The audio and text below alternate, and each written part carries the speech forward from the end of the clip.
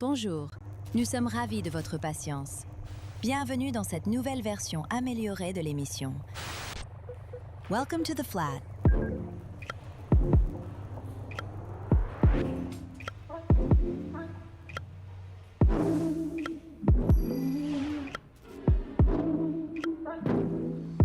Footy from the flat is starting.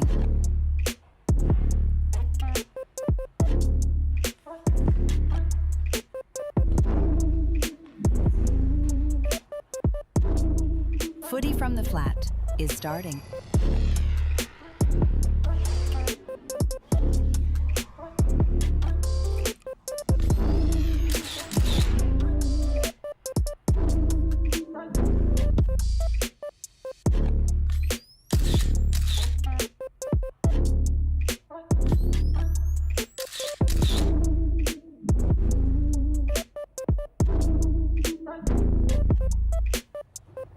Footy from the flat is starting.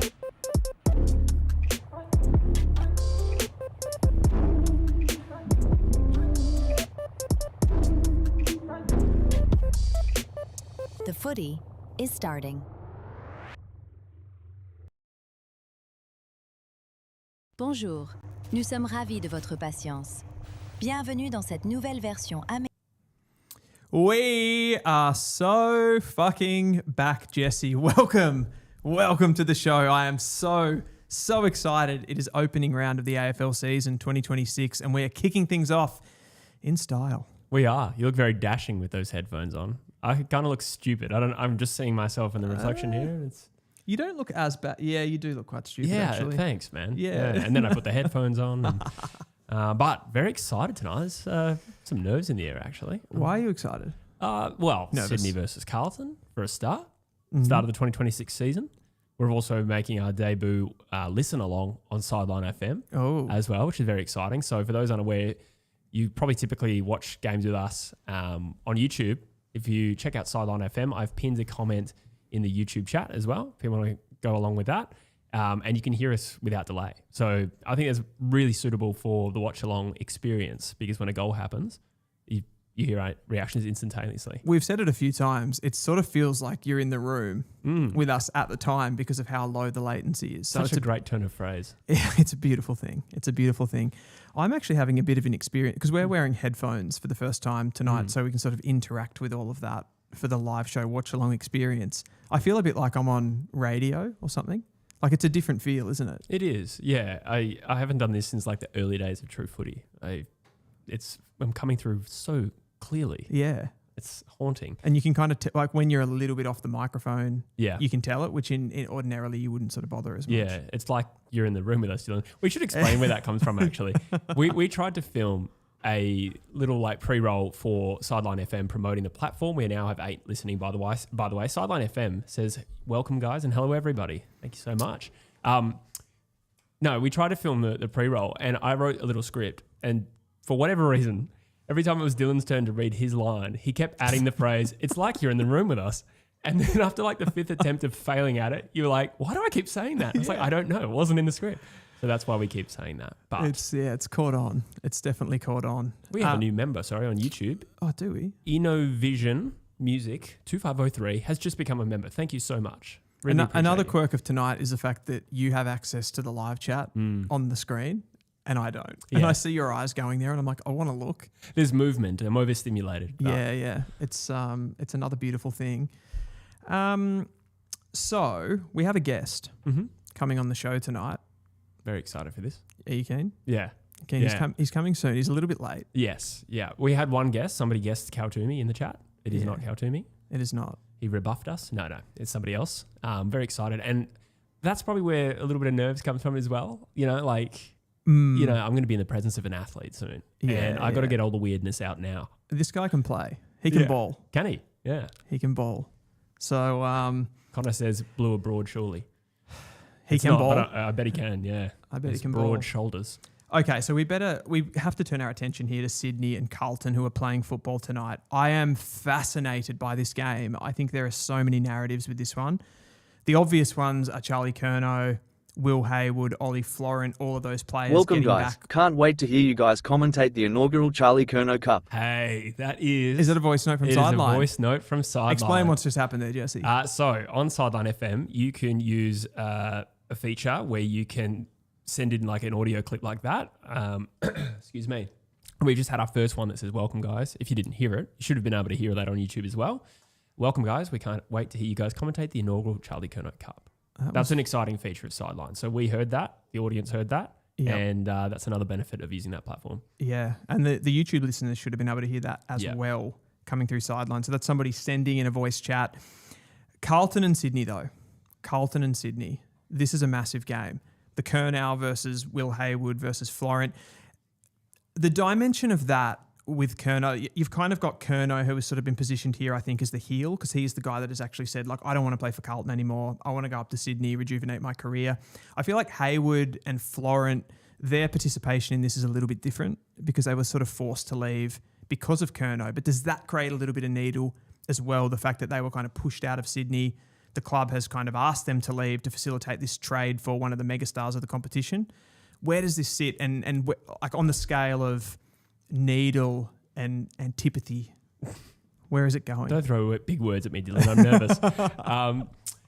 I suppose, there's so many different narratives coming from this particular opening game. One of them is like Jagger Smith's debut, which I think we're all looking forward to. But to answer your question, I mean, three distinct different circumstances. I mean, Florent dropped last year, more or less pushed out.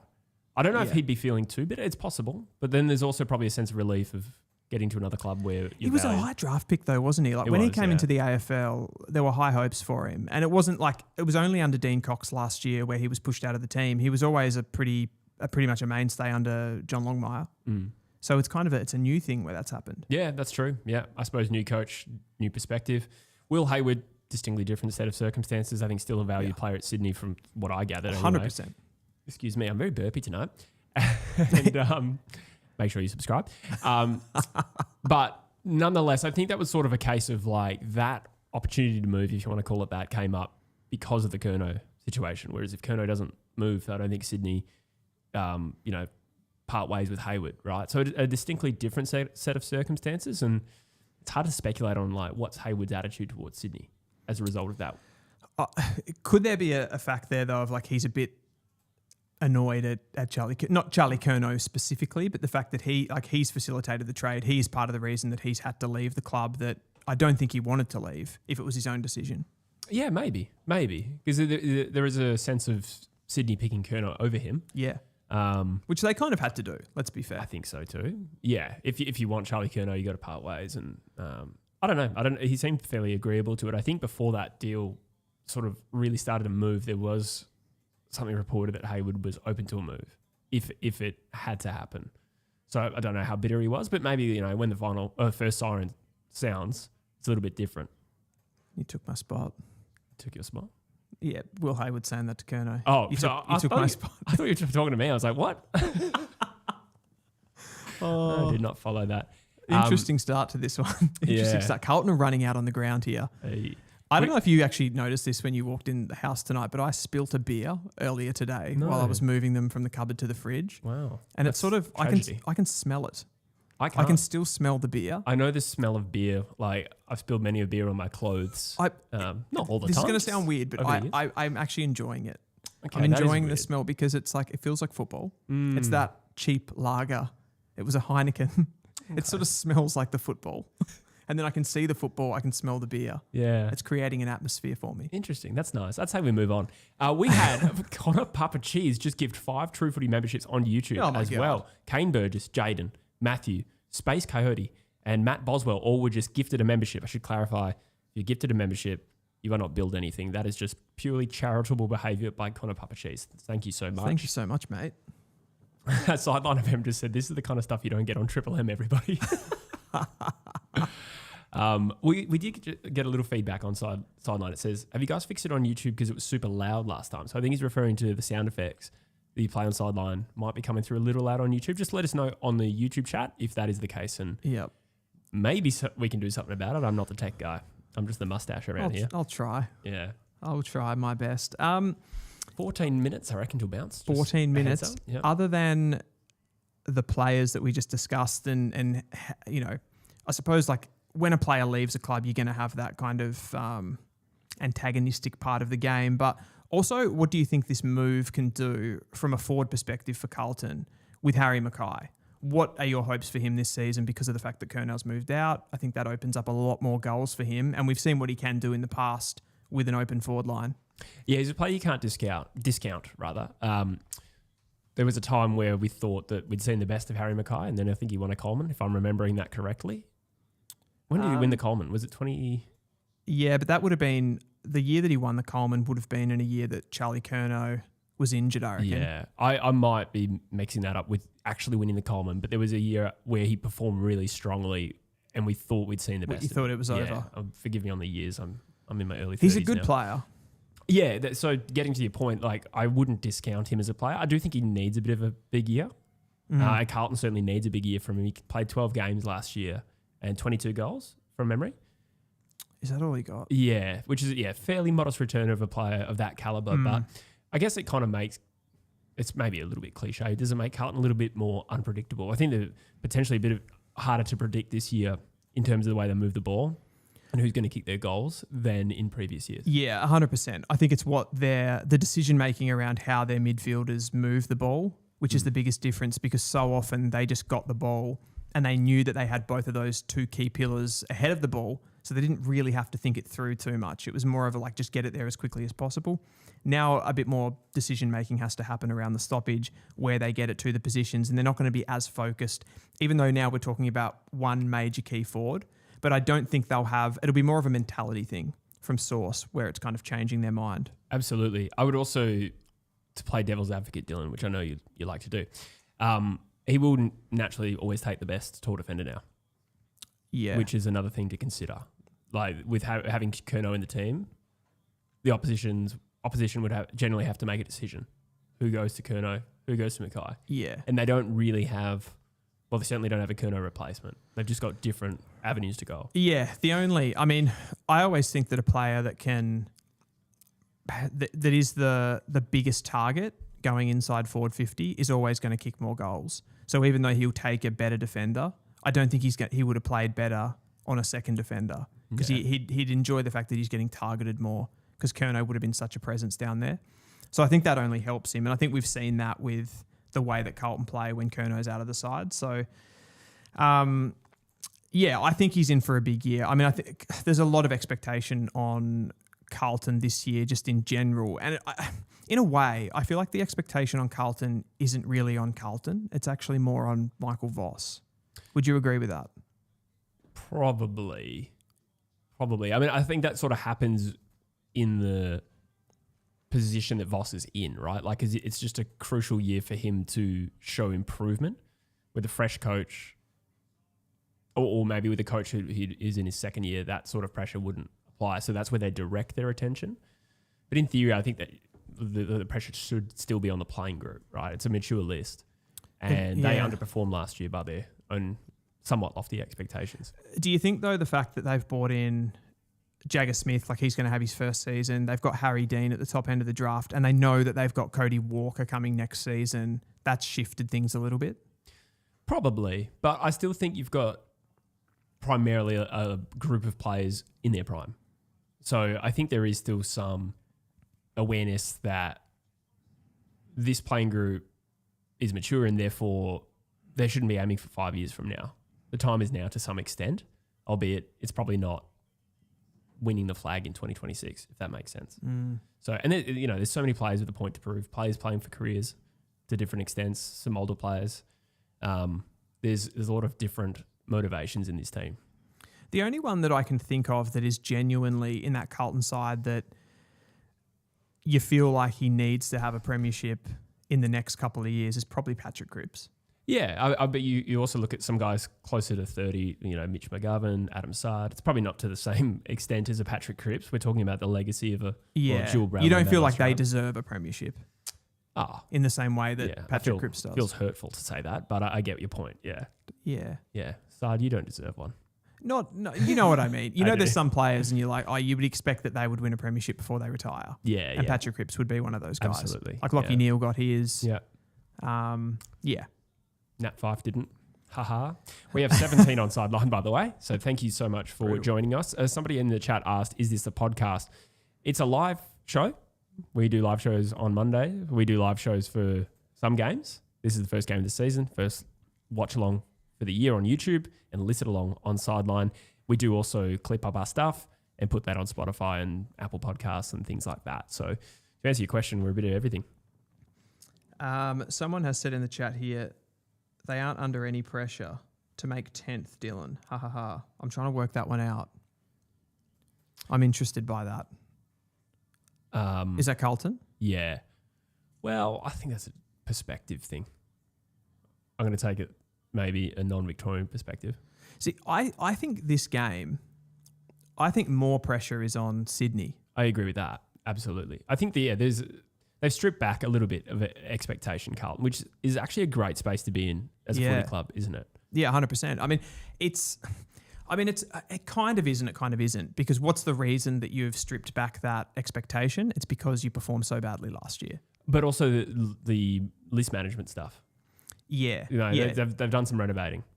They've done some renovating, but I also think sometimes taking the expectation away is losing your status or losing your power. You know what I mean? So they've had that season where they've stripped it all back. It's almost like it can't get any worse than it did last season. We've also made those changes so we look like we're pointing the ship in the right direction now. And now we can kind of go into this season with just a little bit of the gorilla off the back. Absolutely. I think Carlton operates best in that space. Yeah, totally. They're a club with heavy expectations and a massive fan base. They always play they play with such a they play a dynamic game style, not in the sense that they move the ball really quickly and fluidly, but they play heavy contest game, high pressure. So they're sort of always at you. So they can any team that has that sort of an energy that they bring to a game can surprise. And I think there's a chance tonight that they could knock off the Sydney Swans. There's a lot of Carlton optimism at the moment. I mean, the odds aren't. No, but I just think in terms of media narrative and fan base optimism, I do. I think it's swung hard one way and then it's starting to correct or overcorrect even. I think the preseason form, albeit I would temper that with, it's just preseason, but they beat the Cats, they beat the Lions. Jagger Smith looks out of this world. Sam Walsh looks in tip-top form. New recruits playing well, Hayward and Ainsworth. I think there's excitement. And then also... I think that's coming from Carlton fans, though. It's not coming from the media. Sure. Like I've watched several AFL media shows this week, and I don't think anyone's tipped Carlton. No, but you famously tipped them top 6. Yeah. And then maybe went back on that slightly and tipped them top 8. Yeah, I think you had them 7th, I think. 7th, yeah. Yeah. So I think they can.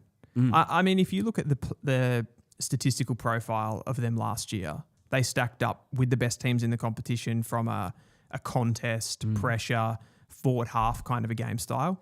The only thing that was missing was that, in a way, like it was almost just that final ball. Yeah, that class and end product. Yeah, exactly. So they're not going to lose that overnight. I mean, they lose Charlie Curnow.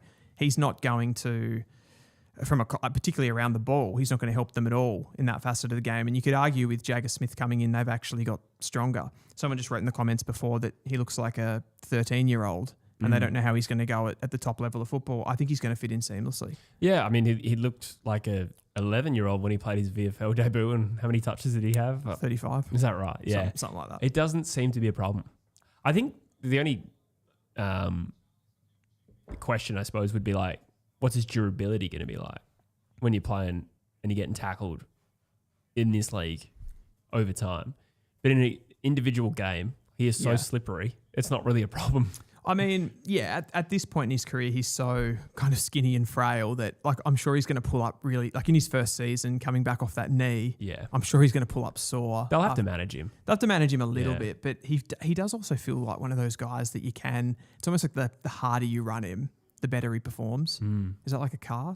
Is there certain cars that are like that? I have no idea. I'm not a car man. Nor do I, but the Formula One is on actually. It this is, week. yeah. Oscar Piastri was at Bunnings. I won't say which one, but I may have indirectly given away which one I work at, if anyone happened to be there. Had no idea who he was. Yeah, right. But pretty famous guy. A very famous guy. Yeah. Probably one of the top earners in Australian sport, I would say. Absolutely. Worldwide. If not beat up. Yeah. Some big money. They're getting in position here. Patrick Cripps is lining up on Isaac Heaney. Oh, heavyweight battle. Heavyweight. Oh, no, they're not. No, yeah. They're actually just lining up. Yeah, they're just, yeah. Is this national anthems? Is Is that a season opener thing? Yeah, this is content from us. We know what's going on. Just get into the chat. Someone asked on Sideline, still hoping for that full recording to go on Spotify. I think that might be a reference to our live shows. Oh, okay. So we can do that, but as it's clarified in that chat, we do also archive these shows on Sideline, so you can listen back to the audio afterwards as well. Our guest is just pulling up. Oh, is that right? Okay. Smells like Brownlow in here. Was that you? It was, yes. Rogue Riot. Is it really propaganda if everything said about him is true? I've come into a... It's Ozim saying Charlie West propaganda. Yes. I thought it was going to be about Colonel or something. But Rogue Riot does push a lot of that Charlie West propaganda. He That is does. factual. He does. He likes his Collingwood boys. He does. Time Printable. Yeah. Will Hayes. Those characters. Where do you sit on... We talked about the pressure that's on Sydney for this game. What about Dean Cox? Because it's what I said to begin with. Like Michael Voss has the pressure from a getting sacked point of view. The Carlton fans play into that a little bit. The, psychology of them, how emotional they become, the spray paint on Icon Park, all of those sorts of things. But Dean Cox had a really poor season last year. I know they had injuries, but he took over from a coach, John Longmire, who made a grand final and then retired, and then goes from making a grand final, which everybody was kind of like disgraceful because they got smashed in the grand final again, and then he slips to 10th with this team. That's an incredible fall from grace. I would give them a mulligan for that.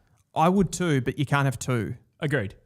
Absolutely. I do agree with your general premise that the pressure is on, and I think it's just the nature of the fact that he's inherited a team at the top of the premiership clock. Is that a thing people say? It's definitely not. Right no. in the hot seat of the premiership cup clock. Damn it. You would say he's inherited a team that's right in the window? Is that kind of what you're saying? Yeah. Right. What did you say? Right in the... It doesn't matter. I think people know what I'm trying to say. It's been a long week. It has been a long week. Yeah, look, I think there comes some pressure with that, absolutely, that most coaches don't have to deal with. How many times has a new coach come into a side that played at a grand final? It's so rare. That's not general. Actually, in the chat, let us know. Because I was going to say that's not a genuine trivia question. No, because I don't know the answer. We always talk about it. I mean, I keep hitting that remote. We always talk about the fact that AFL coaches, they do get a pretty long leash when it comes to poor performance, to be honest. I mean, Michael Voss has, he had 2 years of competing. The guest is here. I'm going to have to leave. I'm getting sidetracked. Woo. It's Julia Gillard. Oh, I gave it away. All right, I'll stay with the chat. Hey, mate, you out front? Not a fan of the team standing together like this. They're about to go to war with each other. Can't they separate them? Yeah, we've been talking, previewing the game. I'm not sure exactly what that was, but I agree. Unless it was some symbolic thing that I missed. But you think, national anthem, which I, wasn't listening for. I don't know if that's what happened. Forgive me. This is terrible commentary. But I agree with you in general. Yeah.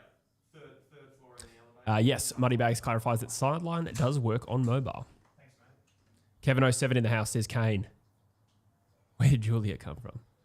Oh, it was for the Bondi Massacre, says Glizzy. Okay, well, that is different. That's a symbolic thing and a gesture to show that we're all together. I think that makes sense. We are very close to the bounce. Dylan is just getting a special guest. It's going to be an interesting way to meet this gentleman while we're live on the air. That's authentic content, isn't it? When do you think West Coast will be good again? Asks Eli Louth on YouTube. Oh, define good.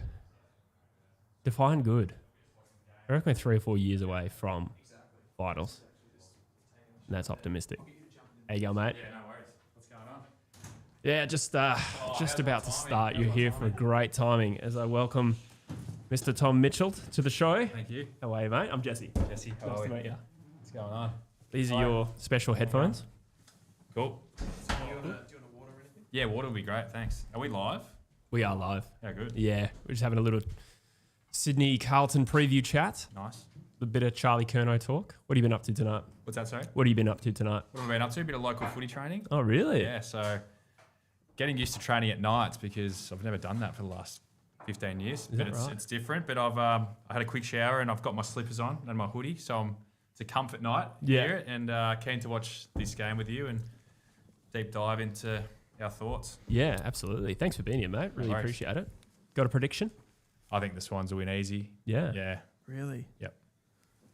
With the Blues, how much do you want to read into practice games? They beat, obviously, the two grand finalists in the practice games. And they scored a bit better, I noticed. They were scoring a bit better. I think I saw a stat they were ranked 14th for scoring last year with fifth for inside 50. So the teams I've been on have always scouted Carlton. Let them beat you on the inside. Let them have contested possession. They're obsessed with it. Let them be number one, but they don't actually win. So the theory was let them win the inside, burn them on the outside. But now they've recruited to be better on the outside with, you guys would have spoken about them, but Hayward, Florent, Yep. Jagger Smith, Walsh looks fit, Ainsworth. So I think that's going to complement their team.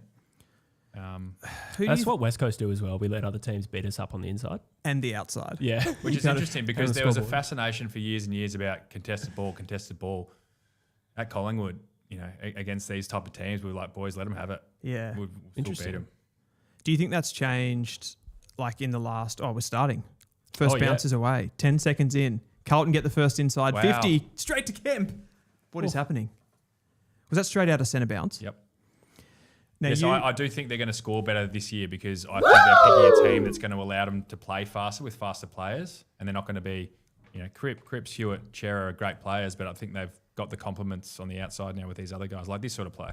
you made an incredible video during the week on Ball Magnets. You've got a new show with Jack Ginnivan. Yep. That's the Titch and Ginny show, Yep. I believe.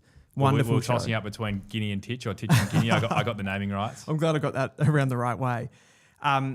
And you talked about how much in 2026 you think that the ruck rule, that's a shocking kick from Kemp, that ruck rule in 2026 with the rucks being able to jump is going to allow the ball to get to the outside a little bit easier. Yep. Can you sort of explain Yeah, I run can through explain that. So all the rucks in the last decade, essentially, unless you're Nick Nat-Nui or Max Gawn, have been trained to, they call it crossing the line. So cross that centre line, get into a wrestle to mitigate the dominant rucks tap work, if that makes sense. So you can't do that now. It's a free kick. So what we're going to see more, I think, is two rucks running and jumping, and there has to be one that gets dominance, like more than we've seen in the last decade. So I think that dominance creates more space, more potency, more coming out the front of centre bounce.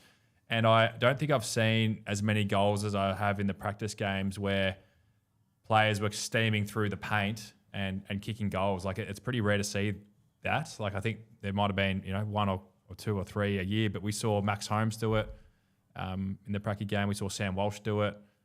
Guys just running because there's more space. There's space there. So I haven't seen that as much and as frequent as it happened in the Pracky games. But it'll be cool to see how the real games unfold.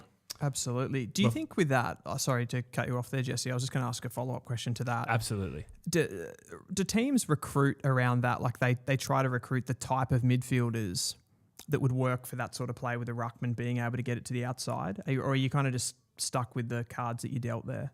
Yeah, I think, well, you're always looking for dynamic players. But not every, you need a mixture, don't you? Like you're not going to not have Paddy Cripps in your team. So I think 100%. you find a midfield mix that works well together. I think you need a mix. You can't just have all small, fast guys that get bullied around, but you can't have all stoppage guys. So I think it's a balance.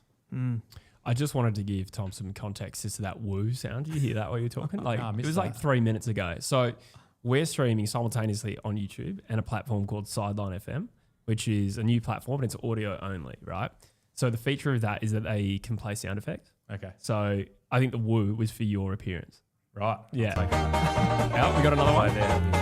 Oh, that is the Sydney Swans theme played by Reef Luke. Oh, member of the YouTube channel as well. is Reef Luke a Collingwood supporter? I think West Coast. Oh, okay. Don't know why I thought Collingwood. Big there. man. Oh, there's a fair bit of this going on now. Thank you for your sound effects. Is that for the miss, I wonder? I reckon it is. Yeah. That's 2 set shots they've had. Yep. And we just saw our first ever lasso free kick paid about 2 minutes ago.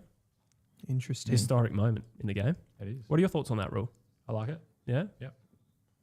Keep it moving. Well, we've essentially been playing that anyway, really. Like you see how often they call, what do they call it? Insufficient intent. Yeah. We've basically been playing it, I think. That's true. There's nothing more frustrating as a fan watching it and just the arbitrary way they pay it. And we just don't know what to expect. So taking away that error in judgment entirely and making it objective is a fair bit less frustrating. Yeah. Definitely. So I guess when you say it like that, I appreciate it.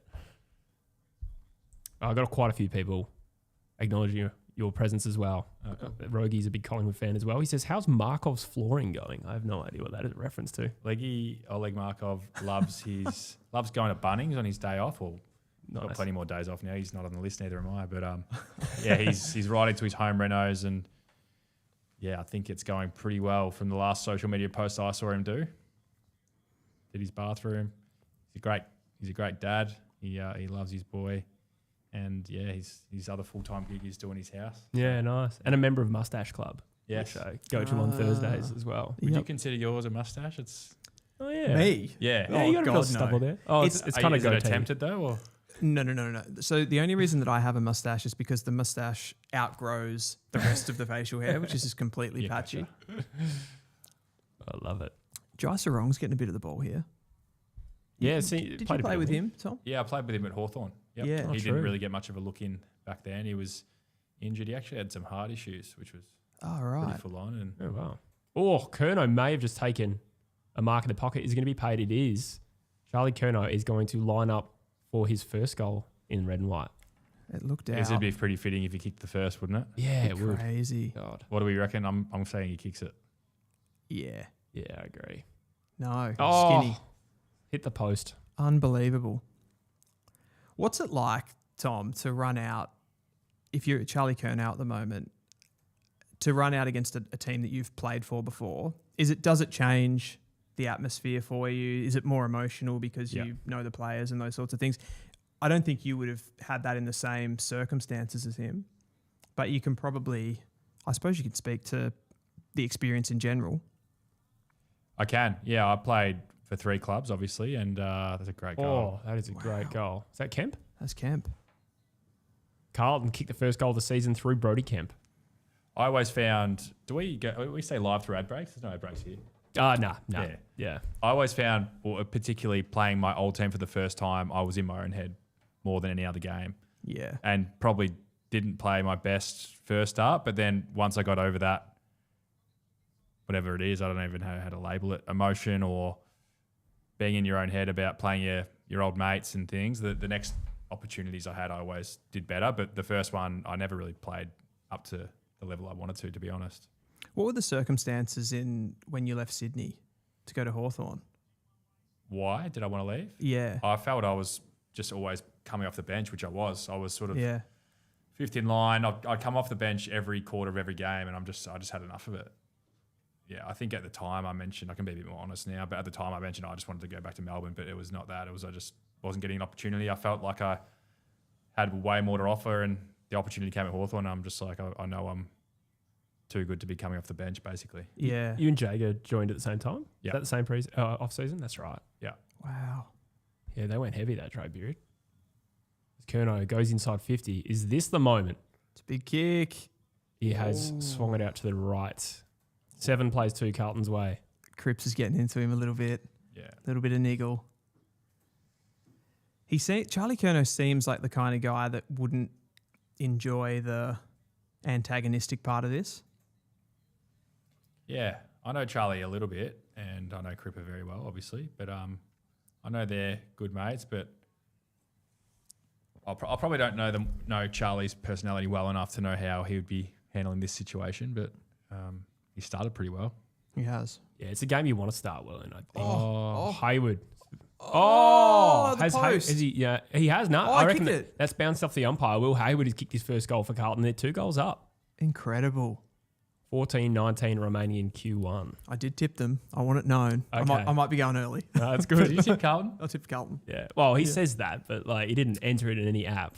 No, I didn't. And he just There's said no- it off air, and now they kicked the first 2 goals. He's come up with it, and I reckon he'll go quiet if the score I changes. did mention something in the pre-game. I wasn't explicit. Yeah, we never actually gave up So predictions. do you agree with me, Dill? Do you think they're going to be a more potent scoring team? I think even without the Curnow factor, it creates a more diverse forward line. And I think back to the Hawthorn era when they were winning flags. Who would have thought Hawthorn, after losing Franklin in 13, still win 2 flags? Yeah, they somehow got And better. Geelong, when they lost Ablett, the best player in the league, they won more flags. So, you find new ways. I think about what it does to the mentality and the mindset of their mids as well, in that they had such a...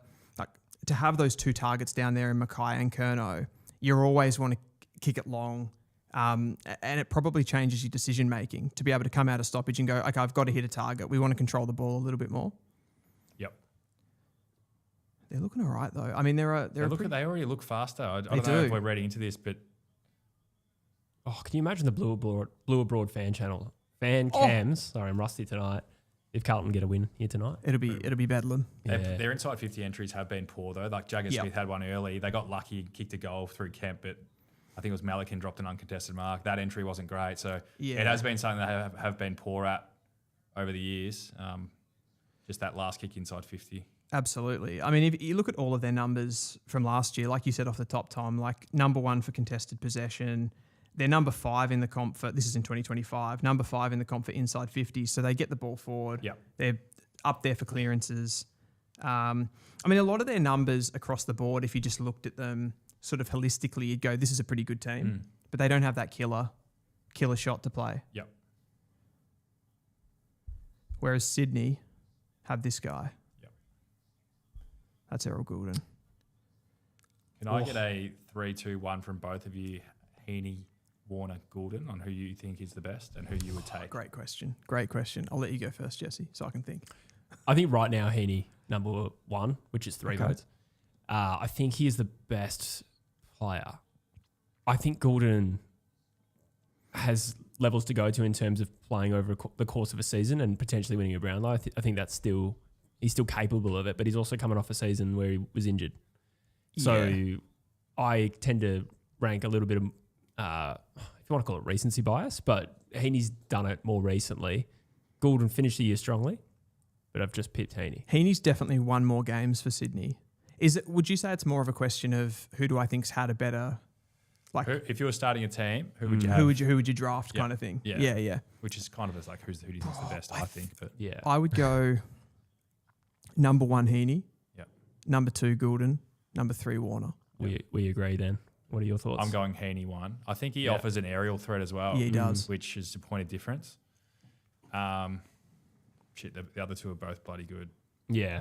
I know what you mean though. It's Warner's like so dynamic. I think if you Yeah. can have one knock on his game, is probably how honest he is defensively. Like he's very offensive and he's bloody good at it. I think Goulden might be a little bit more honest just because he's got the running capacity to go both ways. But far out, it's take your pick, isn't it? Pick your poison. it feels like Warner has more down games, and I don't know if that's just a bias because he's very like even if he has 20 touches, they're probably going to be 20 pretty dynamic touches. Yeah. But that's just the sense that I get that he has quieter games, whereas over the last couple of seasons, like Heaney's gone to a completely different stratosphere. Yeah. With the times against Carlton last year in round 10, Heaney kicked 2 goals 5, for example. Like he had 7 scoring shots, Yeah, I 38 remember when touches. he used to play full forward. When I was at the Swans in 15, 16, we were playing together. He was a forward pocket to Franklin and just played in the air. And even it was only until a couple of years ago when I think someone got injured and they said, let's play him full-time mid. But he was playing full-time full forward and kicking 50 goals a season. So he's got that ability, which not all mids have. It's pretty rare. There was always a conversation amongst like fantasy coaches in the AFL. Like what just happened then is sorry to cut you off. You're right. That's my pet hate in footy. What was Talk it? us through that. Oh my God. It's just my most frustrating thing. We can't rewind, can we? No, but what? So that was a kick out. It was Warner switched it to I'm not sure who, and someone, I see it all the time, sprinted to get a finger on it, missed it, and then just let him out. You're better off yeah. just holding up and letting your defense get. It's too much of a risky play. The only reason you would go for that ball is if you're coming from a different angle and you can clean up body and ball, so you can at least give a freeway or hold them up a little bit. But if you're coming from the side, that's just one of my pet hates. It isn't spoken about a lot, but that's a frustrating one for me. It's a bit of the jockey someone versus press them. Yeah, and correct. then get found out. Yeah. Jagger on the ball there. I think on those players, you have to take the body, or you have to be yeah. prepared to at least give a freeway or do something. Give the it didn't hurt him in that instant, but it could have, should have. yeah. Gentlemen, I'm just going to shamelessly take a selfie for us. If you go able to. Perfect. This is just going on the Insta story. Yeah, beautiful. McGovern from downtown. What's better, winning a Brownlow or being on True Footy?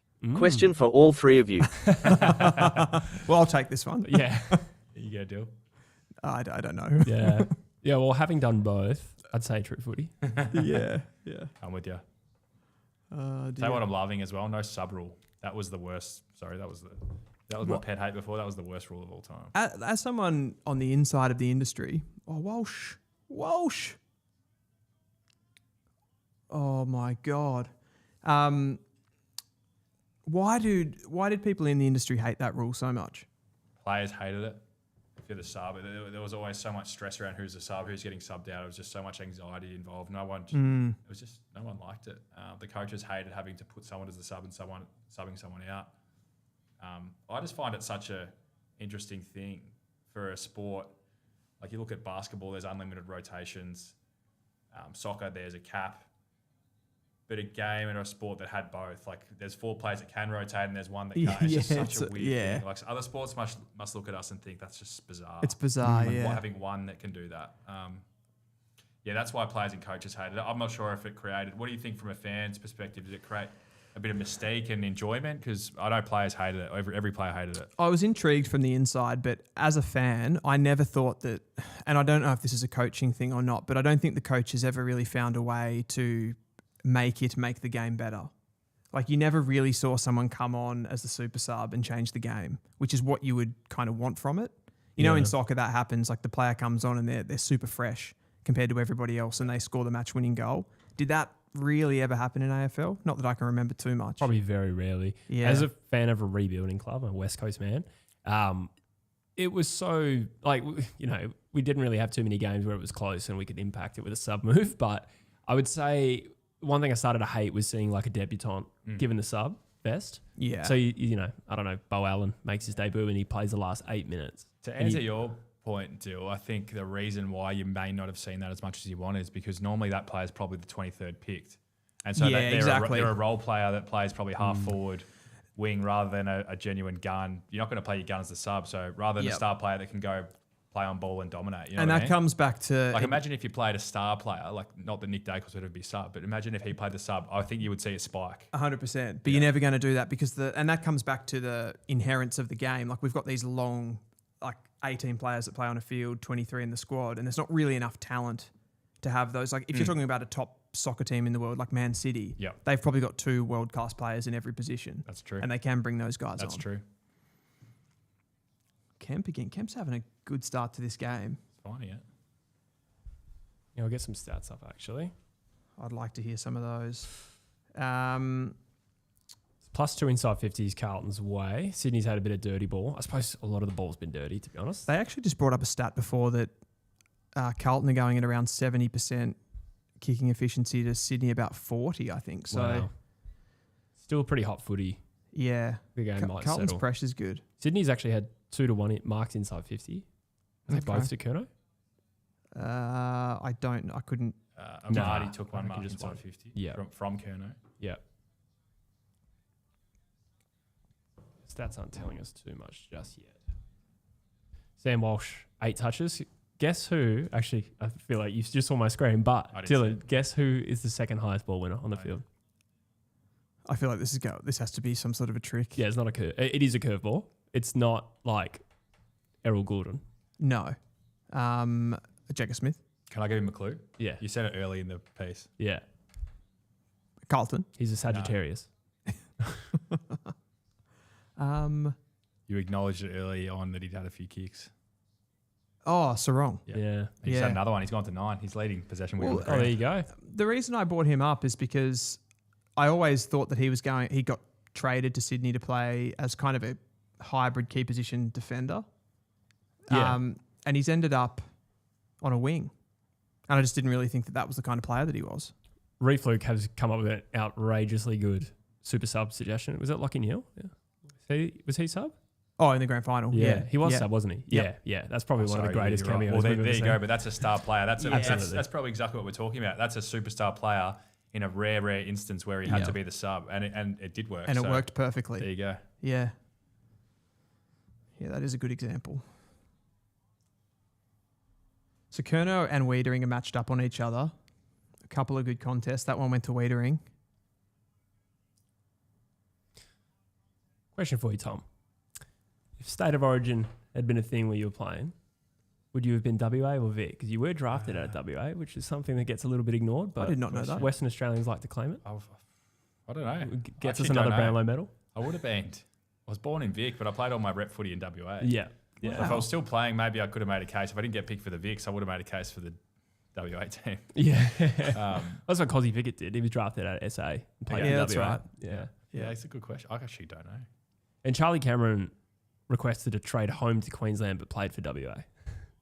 Right. I think it's just Just family in wanted to different play Origin. spots. Yeah. He was drafted from East Fremantle as well, Charlie Cameron. So do you guys do this? How often? How often do you stream a game and do this? So last year we did it weekly. Yeah. But we've changed the setup a little bit. So we've gone this year to a live show that we do every Monday. That's not a live watch along, but we still do it as a live show. And then we're doing these probably once every 4 weeks or so. So kind of one a month Yeah. of a live watch along. So this is obviously the first one of the year. But we're kind of we're still sort of figuring all of that out, exactly what the best way forward is. Yep. Is this your first live watch along in a Yeah. YouTube? Yeah, I've never done Space. this. Oh, that's Yeah. cool. Yeah, wow. And why the Eagles? I haven't asked you a question yet. I'm from Jesse. Perth. You're from Perth. Yeah, yeah. I moved here about a year ago, just Nice. under. Yeah. Were you north or south? You were north of the river, eh? I was You played for Claremont. north of the river. Yeah. Yeah, that's right. Yeah. Claremont. I was south. Claremont's like a bit of a footy factory, isn't it, in WA? It's like the Sandringham Dragons of... Yeah, I guess so. Yeah. I think there's a few clubs. Yeah, there was an era where like Claremont That's was really a goal. basically West Coast B-side before waffle alignment. Sorry, Cooper Lords just missed a golden opportunity there. Oof. That was a big one. Gee, Sydney just aren't at the races at the moment. I should call him Farquad. That would be a great nickname. That's good. Oh. How have you seen from the early parts of this game, Tom, how have you seen the ruck battle? Yeah, Grundy v. Pitnet. I've noticed that both of them have taken an opportunity to grab it out of the ruck. So Grundy did it at centre bounce. Pitnet just did it there and handball to Cripps. So, yeah, I wonder with the new rules as well, if that's the way to exploit. If you're getting dominance, just grab it and kick it. Nice work. Yeah, Was for that- sure. Ainsworth. Oh, well done by Hewitt. Farquad again. Yeah. Oh, Dean. Oh, the debutant Harry Dean That's spilled gotta be, it. Oh, that had to be ball. It had to be ball. Oh, was that a push? It was. Is that Ollie Hollands? It is Ollie Hollands. Inside 50 free kick to the Blues. A young Severus Snape lines up for another shot on goal. Why Severus Snape? Look at him. Cartoon characters night, is it? Jesse's a bit of a Hogwarts fan. I thought you were going to say idiot. Could have. Oh. It has looked a bit. I'm not sure what you boys have seen, but it looks a little bit messy, a little bit slippery potentially. Skills are a bit. It's not a super clean game, so you're sweaty on handball errors and missed kicks. Must be high pressure out there. Definitely. I mean, that was another part of Carlton's game last season. They were really good at. Ollie Hollands just sprays that, which kind of plays into your point there, Tom. But yeah, Carlton were a really good pressure team in 2025. So they do make it difficult for you to move the ball against them. Yep. 4 minutes to remain in the first quarter. Sydney have not kicked their first goal of the season. It's amazing with the firepower. Mm. McGovern takes an intercept mark. Just feels like it's a bit tense. It does. First game jitters. Oh, Cripper. He's got the free. He'll kick this. You reckon? Yeah. He'll have a shot for sure. I reckon he's got it. This will be a captain's goal. He is remarkably chiseled for a man who was, forgive me for saying this, but quite a chubby teenager when he was drafted. I remember I was sitting at Curtin Uni about a month before the 2013 draft. We're all studying for exams and Paddy Cripps walks in and I'm a draft fan, so I knew who he was. No one else really did. And I saw him like looking at AFL.com articles, clearly like looking at the draft stuff beforehand. And yeah, he just looked like again, with all due respect, the chubbiest kid.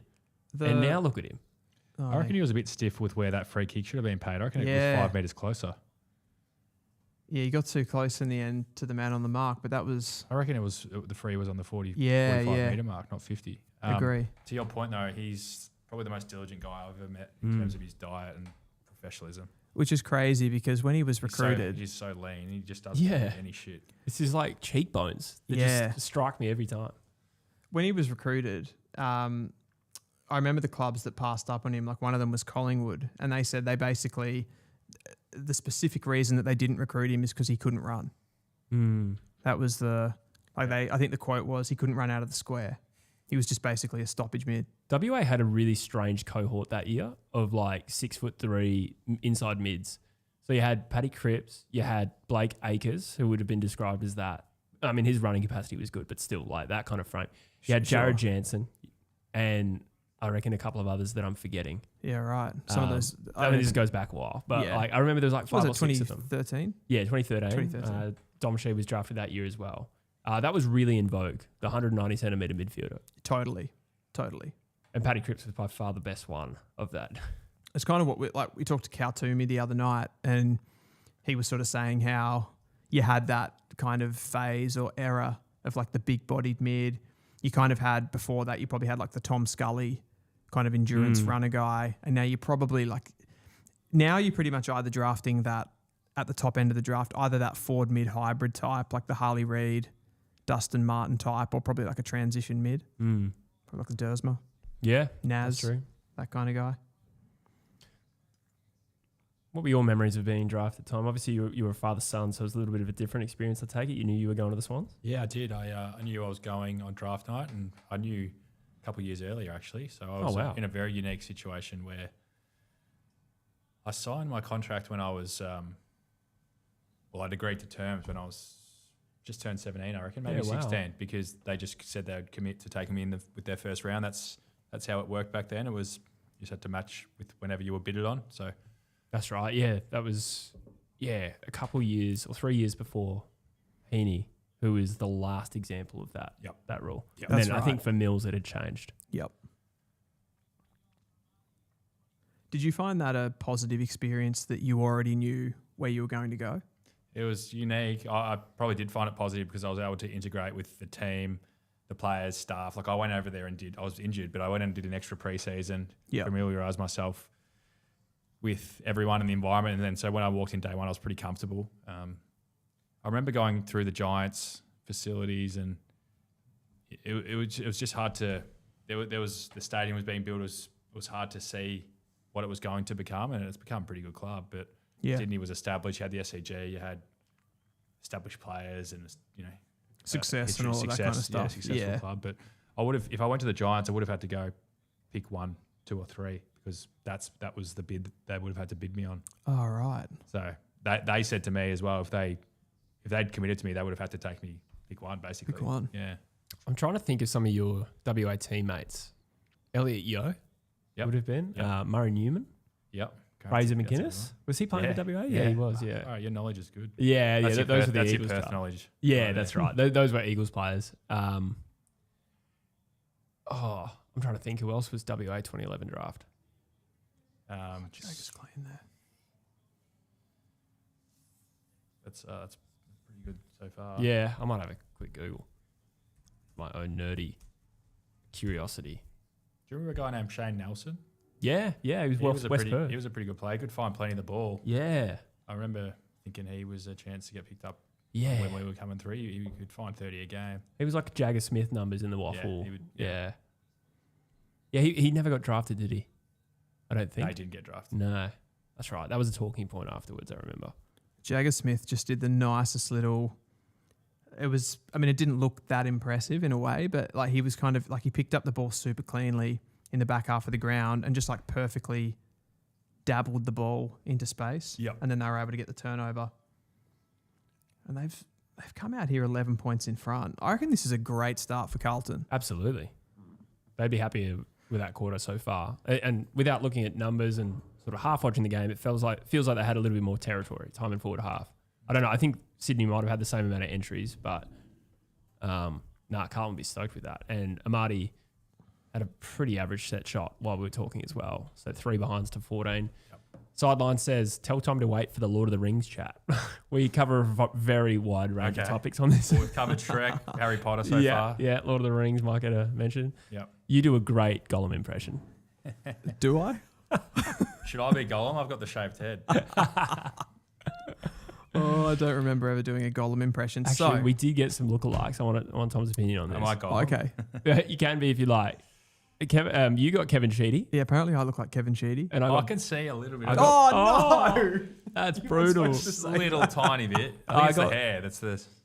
Oh no! I got Borat, which isn't. It's actually far worse. But it was my choice to wear the mankini that episode. Yeah, it was. Yeah, 100%. I brought that on myself. I'm just having a look at the stats here. So stoppages, 9 hit-outs to 8 in favour of Sydney, so pretty even there. 9 clearances to 10 in favour of Carlton. Centre clearances 2-1, stoppage 7-9. Carlton are way up in contested possession, 44-27. Wow. And they're up in uncontested possession, 76-51. So Plus maybe 20. Plus 17 in a quarter. Yeah, Contested ball. That is a battering. that's a battering, an absolute battering. And they're plus 25 in uncontested possession, Wow. which is not very Carlton. No. Yeah, That's the part that's probably the most surprising. And there was a graphic, I haven't got that in front of me, but there was a graphic that came up on screen that Sydney were going at about 40% by foot, which I don't think that they would be too happy with. 3 marks inside 50 to the Swans, 1 for Carlton. But that kind of speaks to what you were saying before, Tom, how this new forward line, where Charlie Curnow is not the centrepiece, it might be a little bit more, the ball coming in there might just be a little bit more unpredictable for the opposition. Is a good word. I think, yeah, I don't know. It's funny how some of these things, they sound like the end of the world. You lose one of your best players or your best player and you just find other avenues. And Kemp's been very active up there. Yeah. Hayward's kicked a goal. Mackay's provided a good contest ahead of the ball.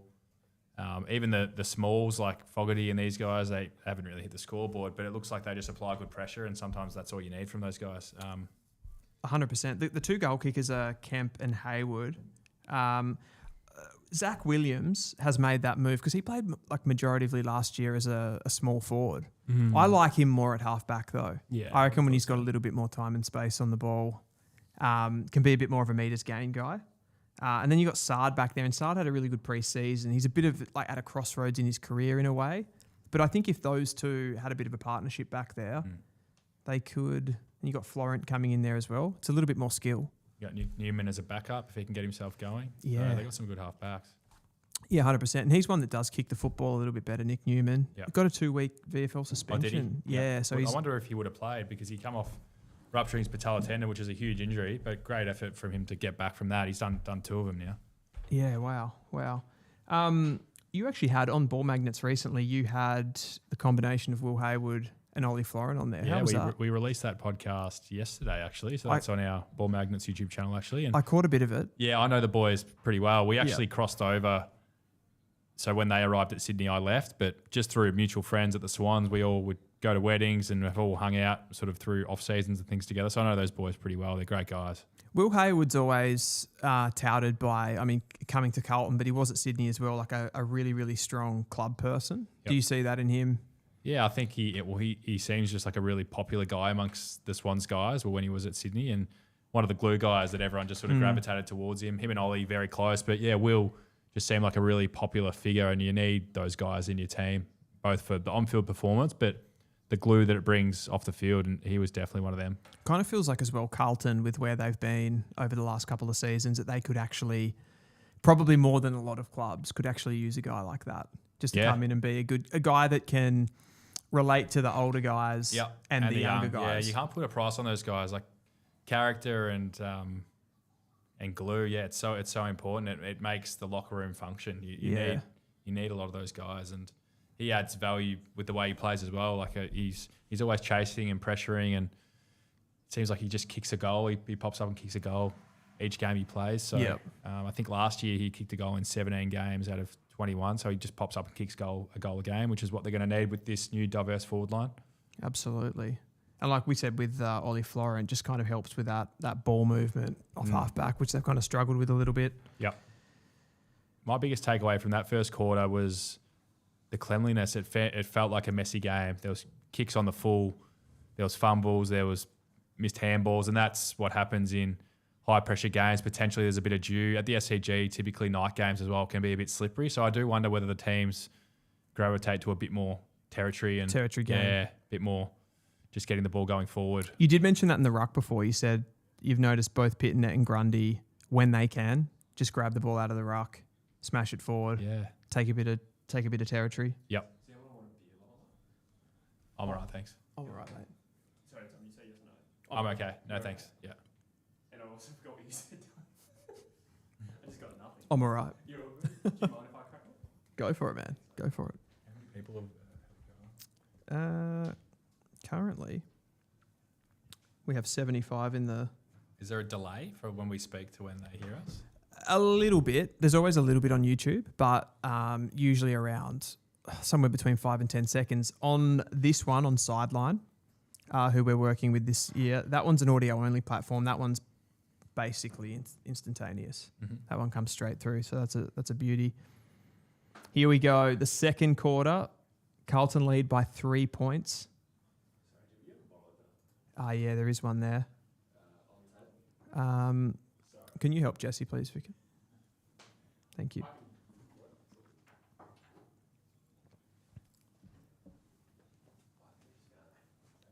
All right, Hewitt's turned himself into a great player, hasn't he? Yeah, he's one of the strongest stoppage guys I've played against. Really? He tagged me a few times. You can't get off him from a physical point of view. So in the end, with him, I just stopped wrestling. He's too strong. Yeah, right. Yeah.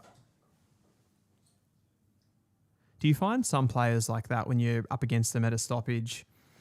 You have guys, like you said before, with Chad Warner, he's probably not as good defensively. Even if you're up against like a really, really strong offensive player, can it sometimes be a benefit for you that you can just get off them if they're not great defense? Yeah. That's what you want. Yeah. I love playing on those just guys. Head to head. Yeah. Yeah. You just know that you're going to find the ball, which is what every midfielder loves. Any examples of that, or is it going to... Trying to think. Probably all the guys you could imagine, really, like all the other ball winners. Well, the one midfield that always gets spoken about as a team that don't defend particularly well is Port Adelaide. Yep.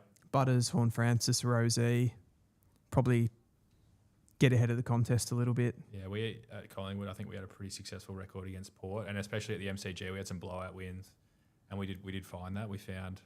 And that each team structures up slightly differently, but those mids in their system, it seemed like they were allowed to go to...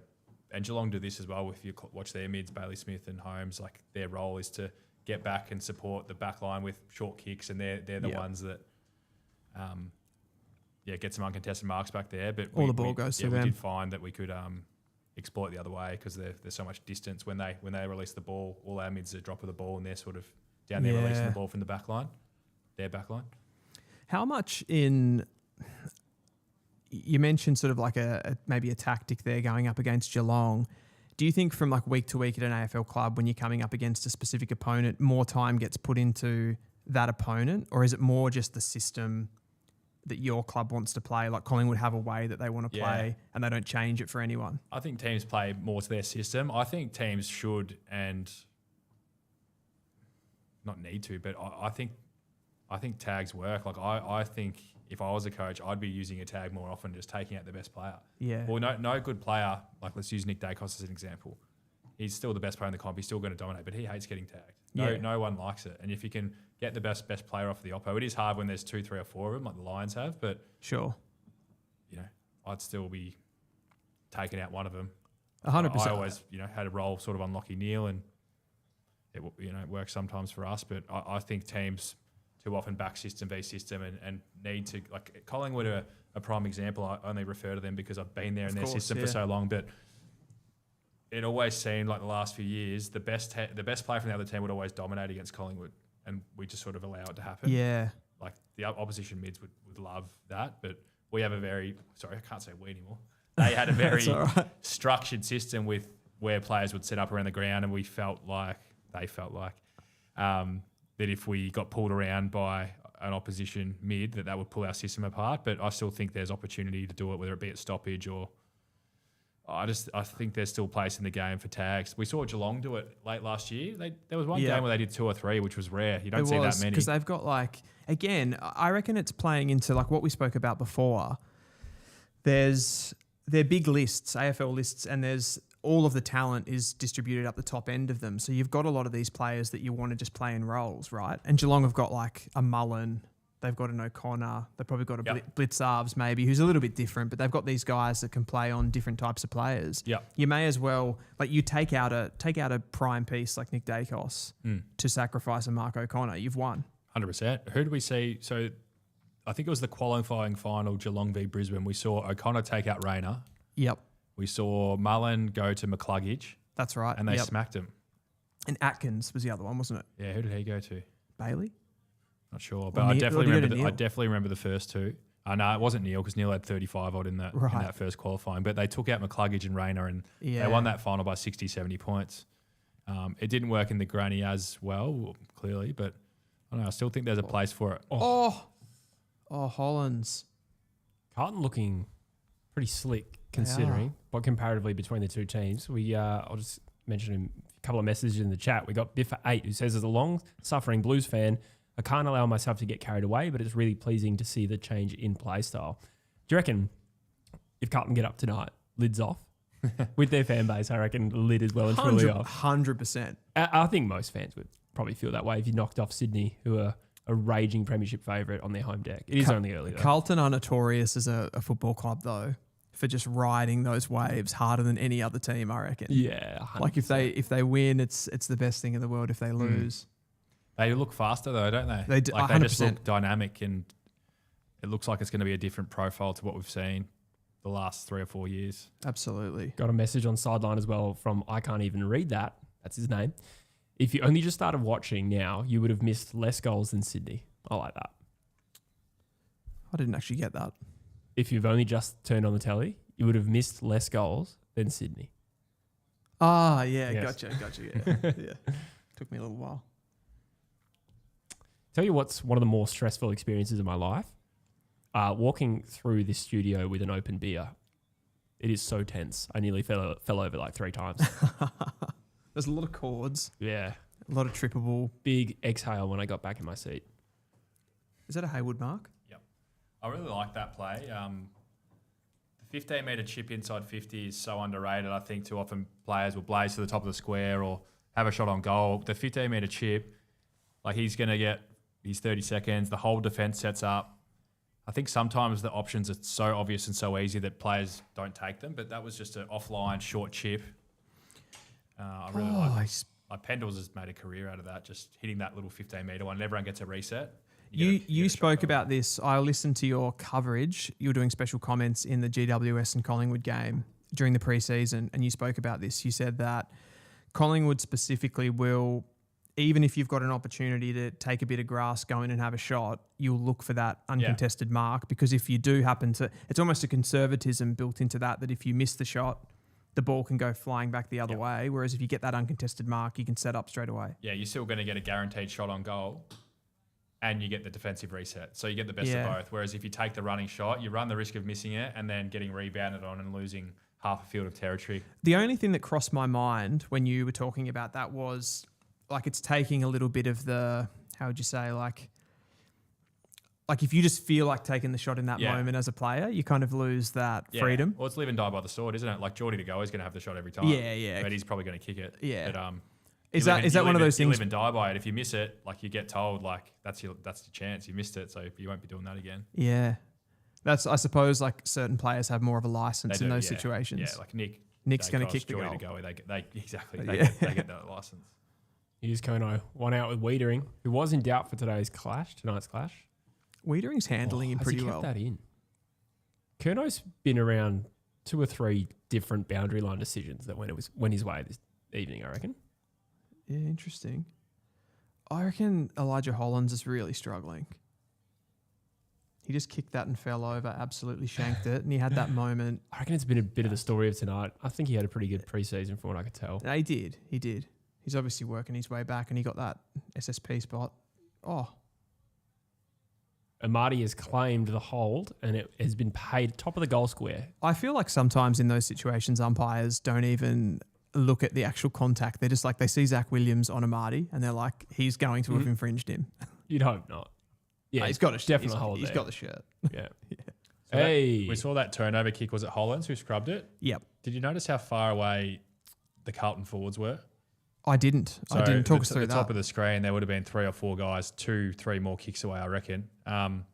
Maybe that's a way they're structuring up intentionally to open the field up so they look dynamic and fast. But if you scrub a kick or Here it is. I'm not sure if you get more behind the goals. There's another probably 5 forwards ahead of the ball. But if you turn it over here, look how open this play is. Like there's just Carlton only have behind the ball 1, 2, 3, 4, 5. So you're saying that look at the top of the screen. Oh no, they've worked their way down a bit, but Sydney only had to get through probably 7 or 8 players. Yep. But maybe that's a way they're trying to open the field up offensively and they're getting through. But you live and die by the sword in that regard too. If you miss a kick or a handball, there's more holes on the way back as well. 100%. But it looks like it's worked for him to date. But if Sydney pressure well, which they pressured that kick, they get a turnover and go back the other way. So was Hollands going? Do you reckon in that moment Hollands was going for like that kind of slightly 45-degree kick? Yeah, I think he tried to pull it across his body, but it didn't look like there was a lot down the line. Like their tall forwards were 2 kicks away inside 50, so he was probably forced to make that choice.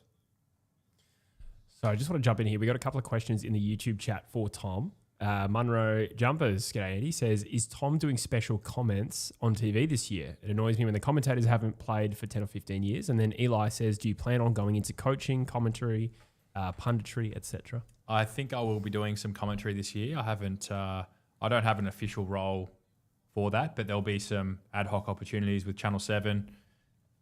So this weekend, for example, I'm doing a few different media gigs. Saturday night, I'm doing the round so far on afl.com.au. Oh, cool. And then Sunday, Nice. I'm doing the Footy Feast with Channel 7. So more panel shows for me. Today, I did one with Fox called the Fox Culture Round Preview. So I'm doing more panel shows, but I do want to leave some weekends open to do a bit of commentary as well. Yeah, love that. Awesome. You're obviously pretty deeply analytical about the game. I think that's coming across quite a lot on the show so far. Is it overly analytical? Not at all. No. We love it. Okay. Quite the opposite. Giving us great insight. But I was just thinking you clearly seem like to have a passion for analysing the game. So is that something you want to do longer? I think I've made a football career out of reading the game well. I was forced to do that because I wasn't fast, wasn't the strongest, wasn't the fittest, but I relied on smarts and seeing the game. So I guess having a voice now to try and verbalise what I see, and I think you guys do a great job too. I don't know everything, but I think you guys do a great job seeing the game well, and it's always cool to share different insights and how everyone sees the game differently. When I saw that come up in my feed the other day with you and Jack Ginnivan sort of breaking it down, it's exactly what the game needs at the moment, I feel. It's like fans are starved of that sort of information, and to have the fact that you're straight out of being a player, but you don't have that attachment to a club at the same time, you're in the sort of perfect space there, I'd say. Imagine 10 years ago, like this would have blown people's minds, the idea that you would Jack Ginnivan do a show together like on YouTube. Yeah. What do you think particularly it was? Like, are people fascinated by the terminology and the footy nuffy terms, or are they fascinated by the analysis? Because it is a bit harder for us to get game footage. I see analysis on Fox Footy sometimes, and I still think they do a great job with painting a picture behind the ball. I think where we try and decipher for now anyway with Guinea and I, we're using a whiteboard and talking more, not about particular plays, but more philosophy and description. But do you know what I think? When, say, Fox do it, it's such a small segment, and they'll do it. They'll get. I know they did upgrade it a bit last year, and they had Adam Simpson and John Longmire, which was great as well. And again, it was like 2 people fresh out of the game. Yep. But it'll be a segment that lasts for 5-10 minutes. Okay. You know what I mean? Not an episode. Not a full episode. So you guys were able to go into a lot more depth. There was, you were breaking down different kind of terminologies, but to have you there, and you had a really like a Collingwood perspective on it, and then also have Jack there who could kind of clarify as well. But I even thought watching it, I was like, imagine being able to do that as like a live stream, and you could have people saying, because people are starved of information. Yep. They don't get the information from the clubs because they're so closed off. Yep. So people are watching that, and then they want to ask questions as well and get more clarification. Yeah. Well, my loyalties aren't really tied anywhere now, so I can sort of just call it how I see it. Yeah. But, Are you a thanks Pies man? Thanks for that, Peter. Yeah, I would say so. Like winning a premiership at a club. Yeah. True. Is pretty special. No, but I that's can't tempt you with West Coast. Not at this stage. We're a hard sell. Spaniard says, people want to hear the real deal. Commentary sometimes feels out of touch or safe. That's why people love Ken Hinkley and Titch. Yeah. From Spaniard on sideline. I think love him or hate him as well, but I think Kane Corns does the work. You can tell the guys that do the work, and won't name names, but it seems as though not all, some older statesmen probably just rock up on the day and just call what they see without probably doing their prep on team profiles and things. But 100%. Tom Papley has just hit the post. Sydney are 1-6 now to Carlton's 2-3-15, I believe. the SCG last year was the lowest scoring ground in the competition, Yeah, right. and it's very low scoring. Is that just because of density? Because it's small? Congestion. Yeah, I don't know, because I don't think it's always been like that. But Sydney scoring there, the year before they were 3-goal better side at the SCG, so they lost 3 goals last year. Wow. Great Just tackle. purely from an offensive point of view. Purely from offense. So I think they went from 103 point average, 103 points a game in 2024 to maybe 80 a game or something around there. Wow. Low 80s. So not sure why that is. Does it feel, playing on the SCG, does it feel smaller? It feels like you can always get to the ball quicker. Get to the contest, basically. Yeah, you're always only a kick away. Yeah. Oh, that was dangerous. Which I loved. You're always sort of in the game. Yeah. The G sometimes feels like if the ball transitions, your phase of play's gone. But if you sort of hang in there at the SCG, I don't know, it just feels... Did that suit your style of player a little bit more? I think it did, yeah. I think it did. Yeah, I like that. It does make you think, though, with the scoring drying up, that you've got these team defenses, you got a lot of highly athletic players. Moya just comes through there. It's just, I suppose, if there's less space on the ground, you can just defend it a little bit easier, right? Yep. Create more congestion. I think on this ground, if you get forced wide, it's so far from goal. Hence why centre bounce. There hasn't been a lot of centre bounce score, but if you go direct, it's pretty close to score. But if you get caught wide, it's probably a long time to score, multiple kicks. Reedy's in the ruck there. Carlton are threatening. Yep. Not a lot of punish yet, but to be fair, that's also true of Sydney. They have got back into it here, though, the Swans. Yep. Who kicked the goals? Oh, it's only one. Just Amadi. Marty kicked the 1 goal for Sydney. Kemp kick one for Carlton? He certainly had a shot. I'll He kicked double one check. early, I think, didn't he? Yeah, first quarter. Yeah. Yep. Kemp and... Hayward. No goals to Charlie Curnow so far. 2 points, maybe? Yeah, he's had a couple of shots for sure. We got another out there top possession winner. And, Do we? And I want Dylan to guess because he can't see much on my screen. Damn it. Good luck with this one. Again, we have talked about him. Which club? Carlton. Who's been getting the ball? I'll give you a hint. It was one chain where probably because it got intercepted, he had about 3 or 4 possessions in about 5 seconds. Right. If that helps at all. I noticed it at the time. It's not like Wiedering or something, is it? Nah. That'd be weird. Oh, Goulden. Oh, Roses Jr. Roses Jr. He has looked dangerous. Elite. And that is a great goal. That's why he got in the second top tier. Yeah, that's right. Yeah. Has that come out yet? No, it comes out tomorrow. Oh, damn. Oh, no, it was on the live show, so people can watch People that. have seen it. Yeah. Sydney hit the front 2-6 to 2-3. Talk about A-grade talent, and Warner, I think we all had him as our third preference, but he created that. Yeah, he did. On the wing, he backtracked and ran away from 3 of them and hit an inside kick, a Dustin Martin-like kick on the outside of his foot through the middle. Blakey just sort of had to lay it up, and they play an outnumbered game inside 50, but that starts with Warner for me. Is he Warner like the most? Look at that ground ball win. Oh. Runs away from 3 of them, inside out. And then gets a kick into Blakey. That creates the score. Yep, 100%. Not many can do that. The top 2 possession winners on the field are Cooper Lord and Jaisa Wrong. Oh, Cooper Lord. Yeah. Yeah, that is niche. Who's this guy? He's I saw a bit of him in the preseason. He looks like a pretty crafty player. Rosas Jr.? Yeah. Yeah, so he's been on the Gold Coast Suns list for a long time. I just think he's the perfect player that's going to go to another club where, you know, he's been at the Suns, who have so much talent sitting on their list from a younger player perspective. He comes in here. Sydney were, I think, bottom 4 or 5 for forward 50 ground ball last year. So they need to get a few more small forwards going. They've got pretty much, other than Papley, they don't have like a really, really elite one. And they lose, like Hayward's not necessarily a ground level player, but to lose him as well kind of hurts. So I think he's going to be big for them this year. What year was he drafted? How long's he been in the system for? That's going to test He'd me. be early 20s, but I can find out the answer. Yeah, I reckon like 20 or 21. He'd be around that Yeah. draft level. 19 at a max, I reckon. Talking about the year, not the age. Yeah, sorry, right? 2019, 2020. Fogarty. He is 24. He's been around a little longer than you'd think. 2019 eligible, but he was drafted in 2019 pre-selection academy. That's why I didn't really have him on my Right. radar, because I followed the draft. But if it was a pre-selection, Sure. probably like Alex Davies was the same. Yeah, okay. So he's another one. Like Gold Coast Suns, you'd think that there'd be more football clubs looking at their players who aren't getting a game, who could come and do something for you. Alex Davies. Oh yeah, I mean, Will Powell is getting in the team now. But there's going to be a lot of guys. Like I reckon Jake Rogers is another one. there's a few playing tonight that are ex-Gold Coast. Well, Rosas Jr., Ainsworth, and I had 3 true. in my head. Who's the third one? Hollands. Ainsworth was never not getting picked, was he? But Nah, you're right. Different. Oh, I mean, you could say that he was probably pushed out of his preferred role, so technically qualifies. Yeah, true. Yeah.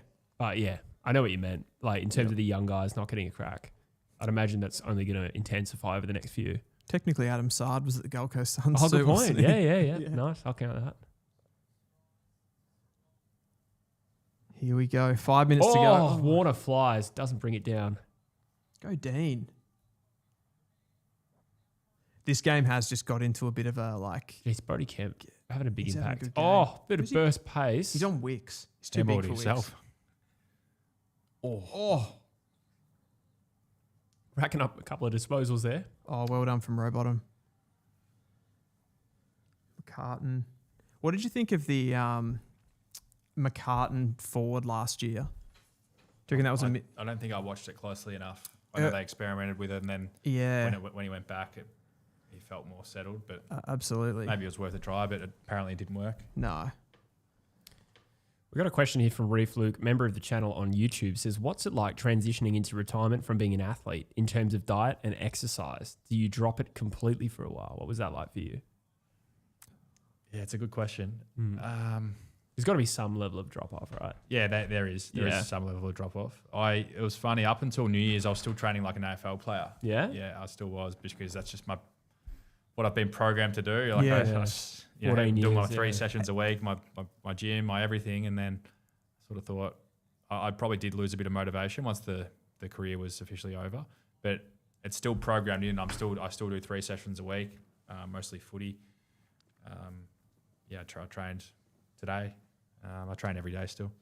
I'm intrigued how much onus as a footballer is on you, like how much time you actually spend at the football club to do that training, and how much of it's just sort of given to you, like this is what you have to do and you do it, or it becomes, okay, you've got to go home, you've got to put that work in on the weekend. So then when you do retire, do you kind of have a grasp? Carlton are going to kick a goal there. Is that Ainsworth? Wow, that's a great goal. That is a great That's a goal. ripping goal. Carlton regained the lead. That was from about 60 almost. That was a banger. So Ainsworth's first goal for Carlton. 2 new recruits hitting Wow, the he scoreboard looked for the fast Blues. there, dynamic. Sorry, didn't hear your question out there. Yeah, no, so like to paraphrase that, how much of the onus is on you to do the training, and it's kind of given to you by the club, and you have to be independent? You mean while you're at the club or when you're away from the club, like off season or in season? Kind of both, I guess. Okay. Yeah. I would say the off season is you get given a program, but there's levels to it. I find the best guys go a step above in terms of they're not going to skip a recovery session in the off season, whereas I think guys will train and switch off, and so everyone's different, but I think there's a difference between the best guys and an average guy. At the club, you sort of are spoon-fed and it's all done for you, so it is easy. But I think there's levels to everything, whether it's in-season, off-season. The best guys always, from what I've seen, do a bit more of something. It doesn't have to always be smashing yourself running or things like that, but they're doing extra of something, whether it's touch, whether it's recovery, whether it's finding out something on the outside, whether it be, don't know what, finding a coach in the gym or doing acupuncture, or the ones that are searching and seeking it have the better careers. Can you name some players you've played with over the stretch who you would describe as some of the best in that space? Let me think. Go back to the Sydney days. Like Adam Goods was very diligent. He was always doing extra recovery. He would not, and it goes to his durability with how many games he played. He would do more recovery than anyone. Ice bars, sauna, stretching. Well, I lived with him for a little bit, and he was in the beach and just doing things every day. He's like, this is what I need to do to keep my body in the best shape possible. He never miss games. Have you ever seen anyone that's done that, like had that level of detail in the way that they did prepare and did injury prevention and all of those sorts of things, but they still got injured?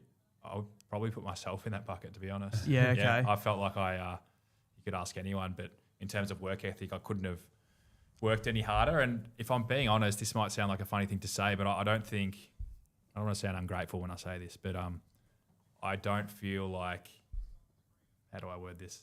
I feel like I should have got more out of the game for the work that I put in, if that makes sense. Yeah.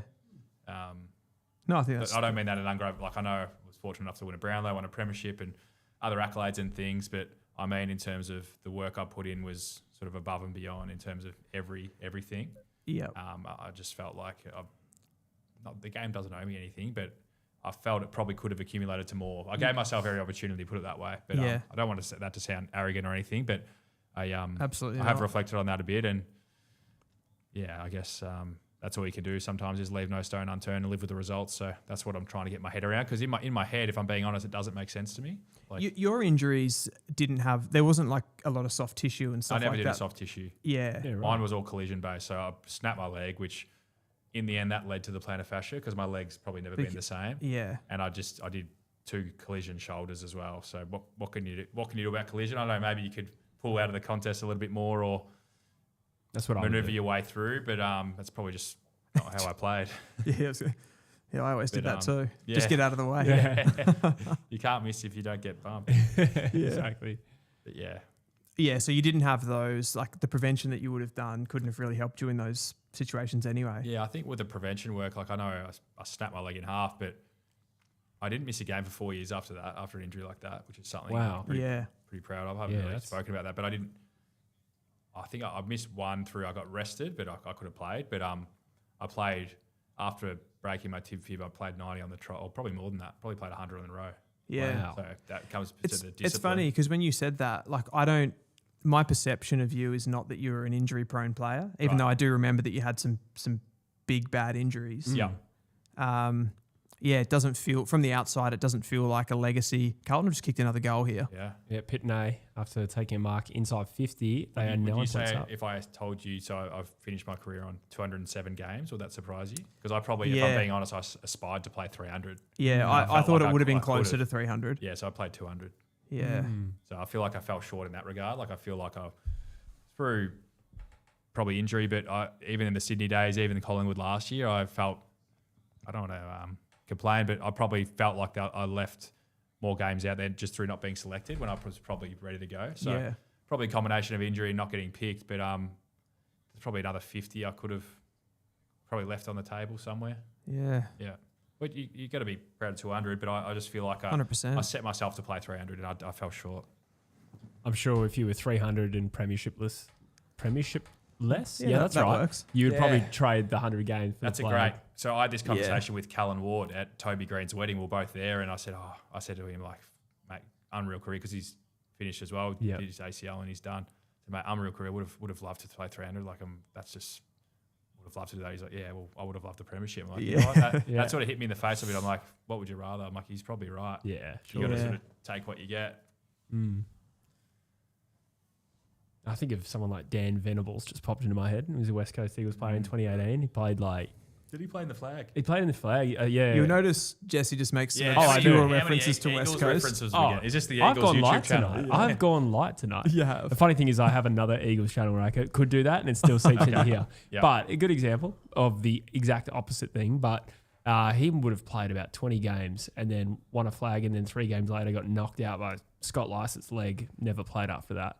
Yeah. I've never seen the footage of the incident. Is it really bad? It happened not far from me. It was horrendous. Was it really? Yeah. Look, I mean, I'm sure he would trade the concussion. Like, that's Or the awful. flag. But- that's something that's affected his life now. Isn't yeah, it? exactly. But 20 games. That puts things in perspective, doesn't it? 100%. But, at least there's probably some relief that he's a premiership player. I don't know. That's an It interesting. doesn't make up for something like that. But Yeah. I just mean strike would've rate been of nice. games to premiership. That's a weird one because he would also feel like he wasn't even like he was barely an AFL player, but also a premiership player. Does that? Harsh. No, okay. No, I know what you're saying. I'm stitching you Yeah. off a bit there. Yeah, I know what you mean. Yeah. Yeah, I mean, he just got going. That was his debut season as Yeah. well. Yeah. Was it really? Yeah, he missed his first year through injury. That debuted round 1, I reckon. If I'm not, I think so. Debuted round 1, and then finished up not long after, about round 7, the second season. Incredible. We're at halftime. Carlton lead the Swans staggeringly by 10 points at halftime. A low-scoring game, wet weather footy. There's a bit of push and shove as the teams come off. Charlie Curnow's involved. Jacob Wiedering as well. Boys, what do we think about that half? Impressive from Carlton. I like the new look Carlton. They Yeah. look different. They look faster and more dynamic. They look different. They look pretty hungry tonight. I don't know if it's just perception because I expected City to do better. So I'm appreciating more when Are Carlton... we accepting my tip of Carlton? Where are we on that? Well, they did have second half fade outs last year. Do you They remember actually how did. Yes, poor they- they were in second halves? They were I terrible, wonder if that'll actually. get brought up at half time. Oh, 100% it will. The Richmond game. The that's bloody true. Richmond game. I Was forgot that a about second half demolition? It Well, that was yeah. like the round 1 game Yeah. versus Richmond. They were up by 45. Was it that much? It was huge. It was like, a big lead, yeah, Yeah. whatever it was. Any concussion rule? Oh, no. He must be doing a test. Wow. That's huge. Even the round 10 game that these two played, Carlton led at 3/4 time last year. Lost the game by 16 points. SCG, wasn't it? SCG. Yeah, that's right. I reckon there was 8 or 9 games last year where they just faded in second halves. Yep. We actually spoke about that in our matchups with them at Collingwood at last year. Remember, we would say, boys, just beat it even at half time. That's all we need to be. Yeah, right. Run it over the top. Could you feel that? Who was that famous You could one? feel in it mentally, 23? yeah. You could feel it on the oval, but I think just the makeup of their team, like the mantra was let them with the inside, beat them on the outside, and just open the game up second half, and it worked. Wow. Yeah. Forgive me if I'm remembering it wrong. Were you at Collingwood in 22? No, Or you were wasn't still there. at Hawthorn? Yeah. Okay, yeah. Was it end of 22 you moved? Yep. Okay. Because I was going to say it was that famous Collingwood-Carlton one when they got knocked out of finals. That was Yeah. about a 5-goal deficit. I reckon. Yes. Yeah. Yeah, the final game of the season. Yeah, that was to get Collingwood top 4, wasn't it? And Carlton Carlton out out of of the the eight. Yeah, that's Basically right. a final. Yeah. Yeah. That's an epic rivalry game right there. So you came to Collingwood the season that they won the flag. Yeah. Yeah, that's true. Wow. That's right. Yeah, of course. Because I remember in my analysis talking about all their recruits and how like a bunch of them became premiership players. Do you remember who else? Bobby Hill, Billy Frampton, Dan McStay yeah, missed wow. out, sadly. Yes, that's right. Yeah. But we were all poached, I guess, to fulfill a particular role. Like my role was literally help at clearance, win, boost clearance numbers, be the centre clearance player for the team. And then played on a few guys late in final series and had a few roles around stoppage. And Bobby Hill was to do what he did. Yeah. Dan and Billy all fulfilled roles as well when it was their turn. Yeah, wow. So your role at that point, you said you came in there to, because the narrative on Collingwood at that point was they were more of a transition team, right? It was all, I think you guys broke records for like scores from the back half that year, right? Yeah, they did. And that would have been, was Dacos playing at the beginning of the season off half back that Yeah, year? 23 Yeah. played mostly half back. Yeah, and then he made a move late into the midfield. Yeah, he would pop in for centre bounces, but Yeah. he'd still mostly play back. Yeah. Until we actually had a tactic going to the 23 grand final where we basically played with 17 players and we said, Nick's off the board or he's going to start forward and just do whatever he wants. And we hadn't used that tactic all year. We used it on grand final day. What was why specifically against that opponent did you do that? That was Brizzy. Yeah, well, you're running a bit of a risk to use a tactic you hadn't used all year, but it caught him off guard. Yeah. And it was sort of like, we're here to win the game. Let's fire a shot that they're not expecting. Yeah. And they were rattled on the field by it because Nick he would start at half forward and then he would run up and he'd play behind the ball spare and then he'd do something else and they couldn't actually figure out what was going on. So it worked. Incredible. Yeah. And we trained it once. In the Tuesday of that week, and then we put it to sleep on the Thursday because we knew they'd be scouting it. And then we trained it for one drill, 5 minutes, and then we spoke about it in meetings and we executed game day. That's incredible. We hadn't done the tactic once all year. Was it difficult for you guys to then adapt to that, something that you hadn't done, figuring out? With experience, and you've got smart players who know what's going on. I was going to say, because that Collingwood team was just full of guys. You got 10 really smart players, you figure it out straight away. You can tell you something once and everyone's like, yep, got it, done. And everyone just gets it. It's the best part about playing in a successful team is exactly that, the cohesion and the understanding. You don't have to explain anything, really. Everyone's just nod, yep, we know what to do. So you're in that particular team, you played some defensive roles. You were a first possession mid. Explain, at your centre bounces for that Collingwood team, it was probably that year Pendlebury was in there a lot. De Goey and yourself probably. And Crisp was probably the fourth with Nick and him swapping in and out of half back. What were the sort of roles that you guys individually had in that team at that time? So I remember when I got to Collingwood, my meeting with Fly when I went to his house was, I think they were 17th or 18th for clearance and last for centre bounce clearance. So that was the role that was pitched to me.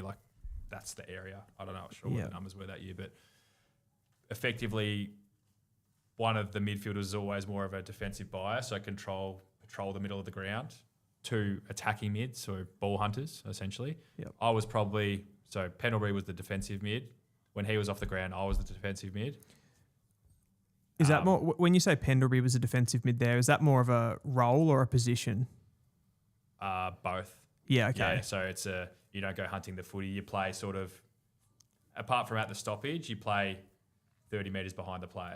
Yep. And you link with the half back. So, and then we like a sweeper in a way. Yeah, it's like a sweeper, and you funnel the ball through there offensively when we get it, and then you're there in the middle of the ground. So when they look up, they have to go round. That was the philosophy. Yep. They look up, they see you, they have to go round. So therefore, they play slower. We get back, they can't score. Yep.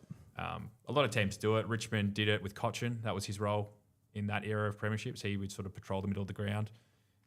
But the roles, when I say my specific role, at Hawthorn, my role was to go play on instinct, get the ball, dominate, do basically whatever you want.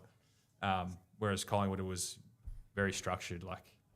You're here for this stoppage, you stand here as a defensive mid, you don't go randomly hunting the ball. And so that was the system that you play for and you play in, and everyone's numbers come down, but you get the team success. Do you think that was a Collingwood specific thing? If you was that because of your status at Hawthorn, where you were sort of considered the best midfielder in the team? Would Nick Dacos have had the license to go and do whatever he wanted and hunt the ball? Or was it that Collingwood played a really structured system? I would say Collingwood is the most structured team I've ever been a part of. Right.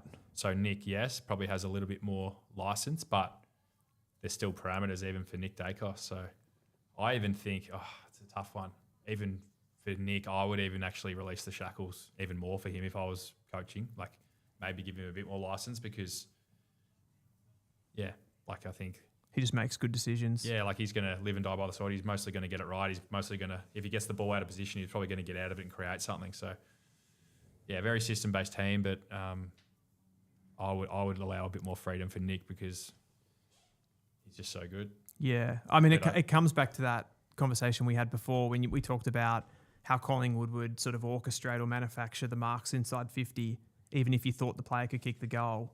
And that's kind of, you'd be right on that line between do I take the shot, yeah, exactly. do I pass the ball? Yeah. That's almost the system baked into that. Correct. How would you compare McRae and Clarko as coaches? Is there one that's more tactical than the other? Oh, that's a good question, Jesse. Thanks, man. Because you sort of think of them both as tactical. Yeah. Not that I would know, but I that's mean, the impression they give. certainly The like innovations. the innovations of Clarkson in that Hawthorn era. Yeah. It's not necessarily who was better, like to play on it, but just like how would They you were compare definitely my them? two favourite coaches. Great people, first and foremost. I think quite similar. I Yeah. Have they worked together at all? don't think so. Where was Fly, McRae before? Fly was an Collingwood? assistant He was at Hawthorn as a forwards coach in what year would that have been? Must have been 2021 when Clarko was the coach. So yeah, they did Yeah, work okay. together. Oh, there you go. They did work together. Interesting. Yeah, both great connection people. Like I would say Fly is a culture and connector more than he is a tactician. Whereas Clarko is probably more of a tactician. If you had to decipher slightly, I would say that's the slight difference. Interesting. Clarko's more footy. We do this, we get this result. Tactics. Fly they both have both, but Fly would probably be more spirit connection, Right. So does that human side rather than footy, I would say. Structure then, does that come from other people, do you think, in the Craig McRae system? Like he get the assistant coaches and Yeah. he works more on, he's more of a man manager then. Yeah, I think it's always a combination of both, but yeah, probably like Fly's biggest strength was, I think, valuing players and staff and their strengths and embracing that and celebrating people and making everyone feel like they want to do whatever they can for him and the team because he just makes you feel that good. That was my experience anyway. I remember my first ever game for Collingwood was a practice game against Hawthorn. This is what I was like, wow, this is pretty cool. I've never experienced something like this. But there was a number 6 on the board. I didn't think anything of it. And then he knew I was a bit nervous probably about playing Hawthorn. He just circled that. And we went through a bit of game plan stuff. But when I talk about connection and spirit and galvanising, he's like, we do whatever we can to protect this guy today and look after him. He was talking about me, number 6. Yeah, And I was right. like, wow. And then he would do it the same for other guys, whether it be playing an old team or whatever. It was all about it was about the group and the human connection more so than the footy tactics. Gotcha. And we embraced spirit, celebrating goals. You'd never see a guy on the ground and not be picked up by 2 or 3 guys. It was all the human connection which separated that team. That's fascinating. Do you think from a media perspective, like the way that coaches are spoken about, sometimes it's too big on one individual that's coaching a team when you're probably involved in it and you see that it's like a lot of different voices and people involved, and I suppose the buck always is going to stop with the head coach when it comes to their job and stuff like that. But we probably often do. We think that everything comes through the coach, right? Like the senior coach. Yeah. Well, a prime example of that from what I experienced was when I was playing for the Swans and Stewie Jew was the head assistant, but he was effectively the coach in terms of the tactics. He was the smartest coach there. He was, I reckon with his tactical nous was what got that team to grand finals, and I guess Horse was more of a driver of standards and things, but Dewey was the guy who would run tactical meetings in innovation, and he was just super smart. So there's an example of that. Wow. Yeah. That's funny too with the fact, his career as a coach probably wasn't as successful going up to the Gold Coast Suns. Do you think that was anything that he may have lacked in the connection area or the standards I don't area, think and he was so, maybe because too I tactical? felt like even he was like a midfield coach. I felt he was really good at that as well. Yeah, okay. So, Wrong place, wrong time. but I felt like at Sydney he had a license to almost, like in meetings, he would innovatively come up with something. He's like, what if we did this? And it felt like he was given the license to coach the team, and if he thought of something on the spot or he saw the game so well that from we would talk about it amongst the players, he's the tactical coach of this team. Like he's sort of making the moves. Whether it was true behind the scenes, I don't know, but we listened to him. Like he was really smart. If you look at that Gold Coast Suns side now, in a way, he was probably he got the sack, and obviously they have to go after a coach like Damien Hardwick if he's available, et cetera, but he probably in a way kind of laid the foundation for what they're experiencing now. He kind of had the platform. Potentially, yeah. I think if you just get through one season and you get, your best players another year under their belt and you get a few recruits, if you just get that one more season of opportunity, maybe he's riding that wave of success. Remember Damien Hardwick when Richmond were close to sack him and they gave him that one more year and then they went spike. So Mark sometimes Thompson as well. there's a bit of timing involved, isn't there? Of 4 players and coaches, like if you just get given an opportunity, a year or 2 here and there means a lot, I think. Absolutely. I'm going to go take a quick bathroom break, guys. Go for it. I'll leave you with it. Sounds good, mate. I've got some questions for you, Tom, from the chat. Yeah. Wooden Spoon Data's got a good one. He says, of skills, fitness, and intelligence, what do you think is the most and least important thing to being an AFL footballer? Skills, fitness, intelligence. That's good. Yeah, I feel like you can't That's good. only have one and have no skills, for instance, Yeah. or fitness. Wow, that's I suppose that's just tough. what do you think? Prioritize. Yeah, at a punt, I would say, maybe the real top liners. I'd probably need say- intelligence. Yeah, I'd probably say skills, intelligence, fitness. Skills first. Skills And first. fitness. I suppose because you can work on fitness maybe more easily. But I think the most skillful players, like I've seen even in tonight's game, Carlton have had a couple of guys. Fogarty's had a couple where you miss a handball by half a metre. Like if you're clean, you don't need a run. That's true. If you're intelligent, you can save your running around the ground. You do need all three. There's no shying away from the fitness, but even throughout that premiership era that Hawthorn had, the mantra was too old, too slow, too good. It was Hodge, Burgoyne, Mitchell, Lewis. These guys weren't great runners. True. They were skillful and smart. Yeah. So that's how I would, if I was to be doing a, what do they call it? A tier list or tier maker? Or- A debate on that topic. Oh, right. That's how you'd rank I it. would be, that's the picture I would paint. Who's the most intelligent footballer you've played with? I mean, you've played with some really intelligent ones. That one comes to mind quite recently. I but want I'm to not curious give what the your answer boring answer of Pendlebury. is. Sure. That's where I was thinking.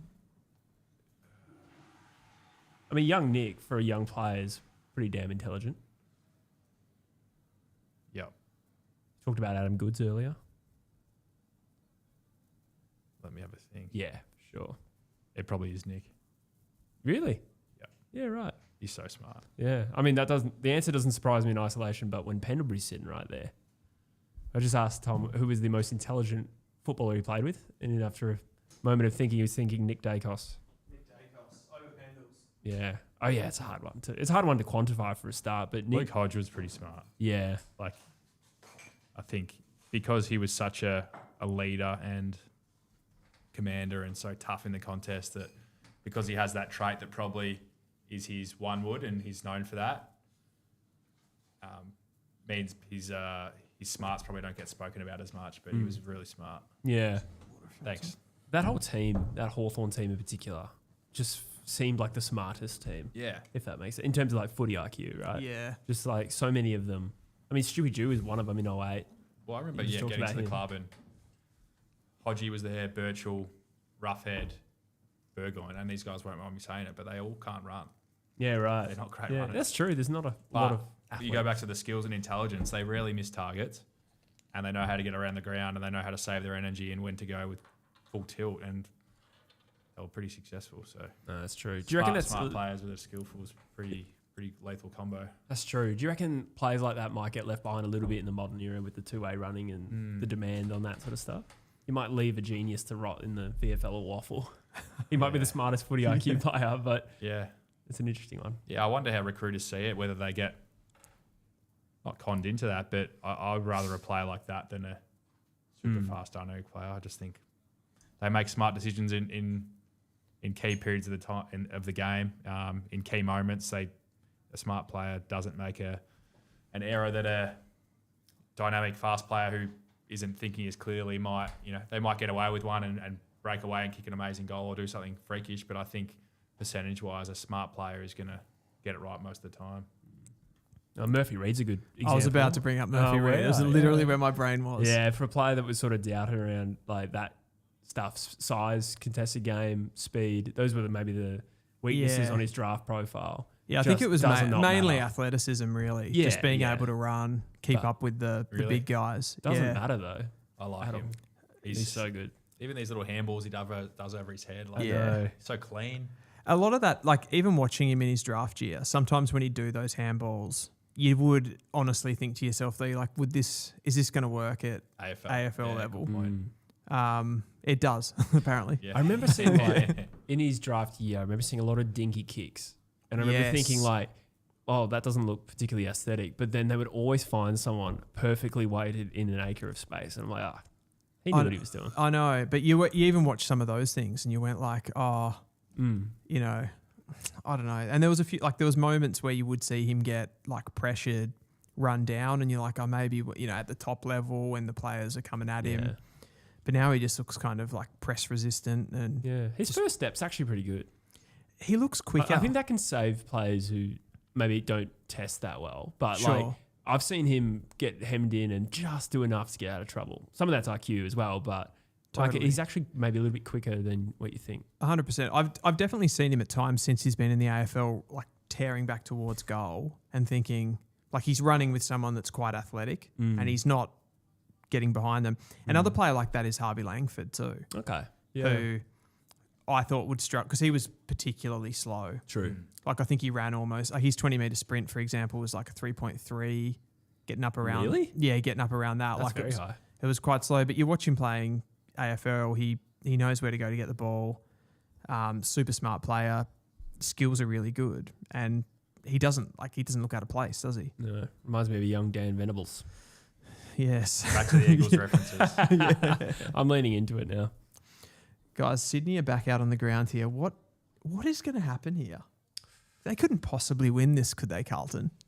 They couldn't. They would like to change that tipped second them. half pattern, wouldn't they, from last year? That's true. Absolutely. Yeah, you just tipped him though, and you're like, surely they don't win. Getting a little bit cocky. Yeah.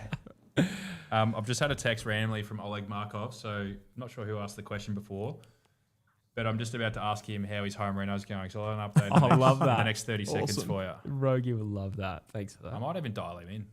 Yeah, Go for it. absolutely. You can get him on Zoom if you want. Yeah. That would be great.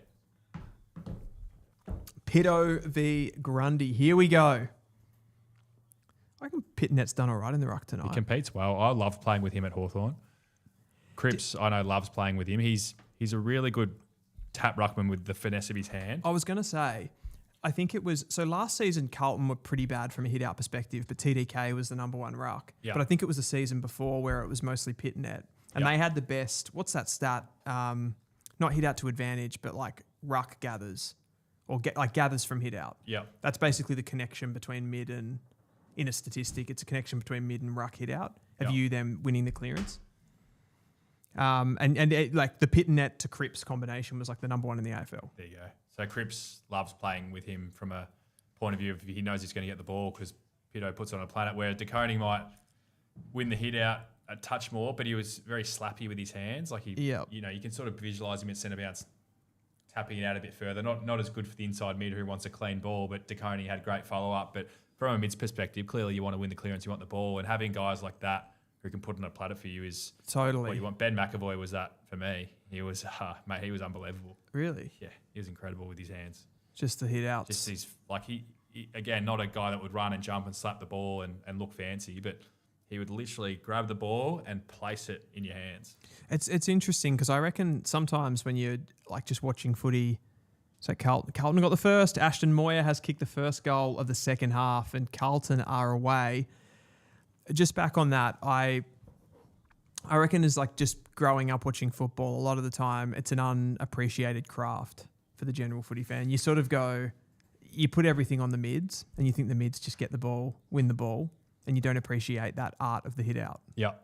Nah, the best rucks are the ones that have that craft and that finesse, and you just love playing with the guys. It's like having control in your fingertips is such a like basketballers have it with their touch. It sounds like a funny thing to talk about, but you see the best guys with their handball. Like, because I've done so much touch with so many guys over the years, you see the guys that can control the ball with their fingertips and just even their ball control. They're just like Penry. You can see it. You can see his control. It's just he's just got so fluid. He can make the ball talk basically. Yeah. And there's a difference with that in the ruck. Yeah, for sure. Did you find that the ruck changed during your career as well, from a perspective? I know. Adam Simpson and John Longmire actually referenced that last season on Fox Footy, I think, where they talked about it's more like since that sort of wrestling ruckman came into the game, the art of the hit out did kind of get lost a little bit, and you got more of the mids wouldn't really run set plays inside the circle. It would be more if you would hit it to a 1-on-1, and it was just like you hit it to Caleb Sarong's area.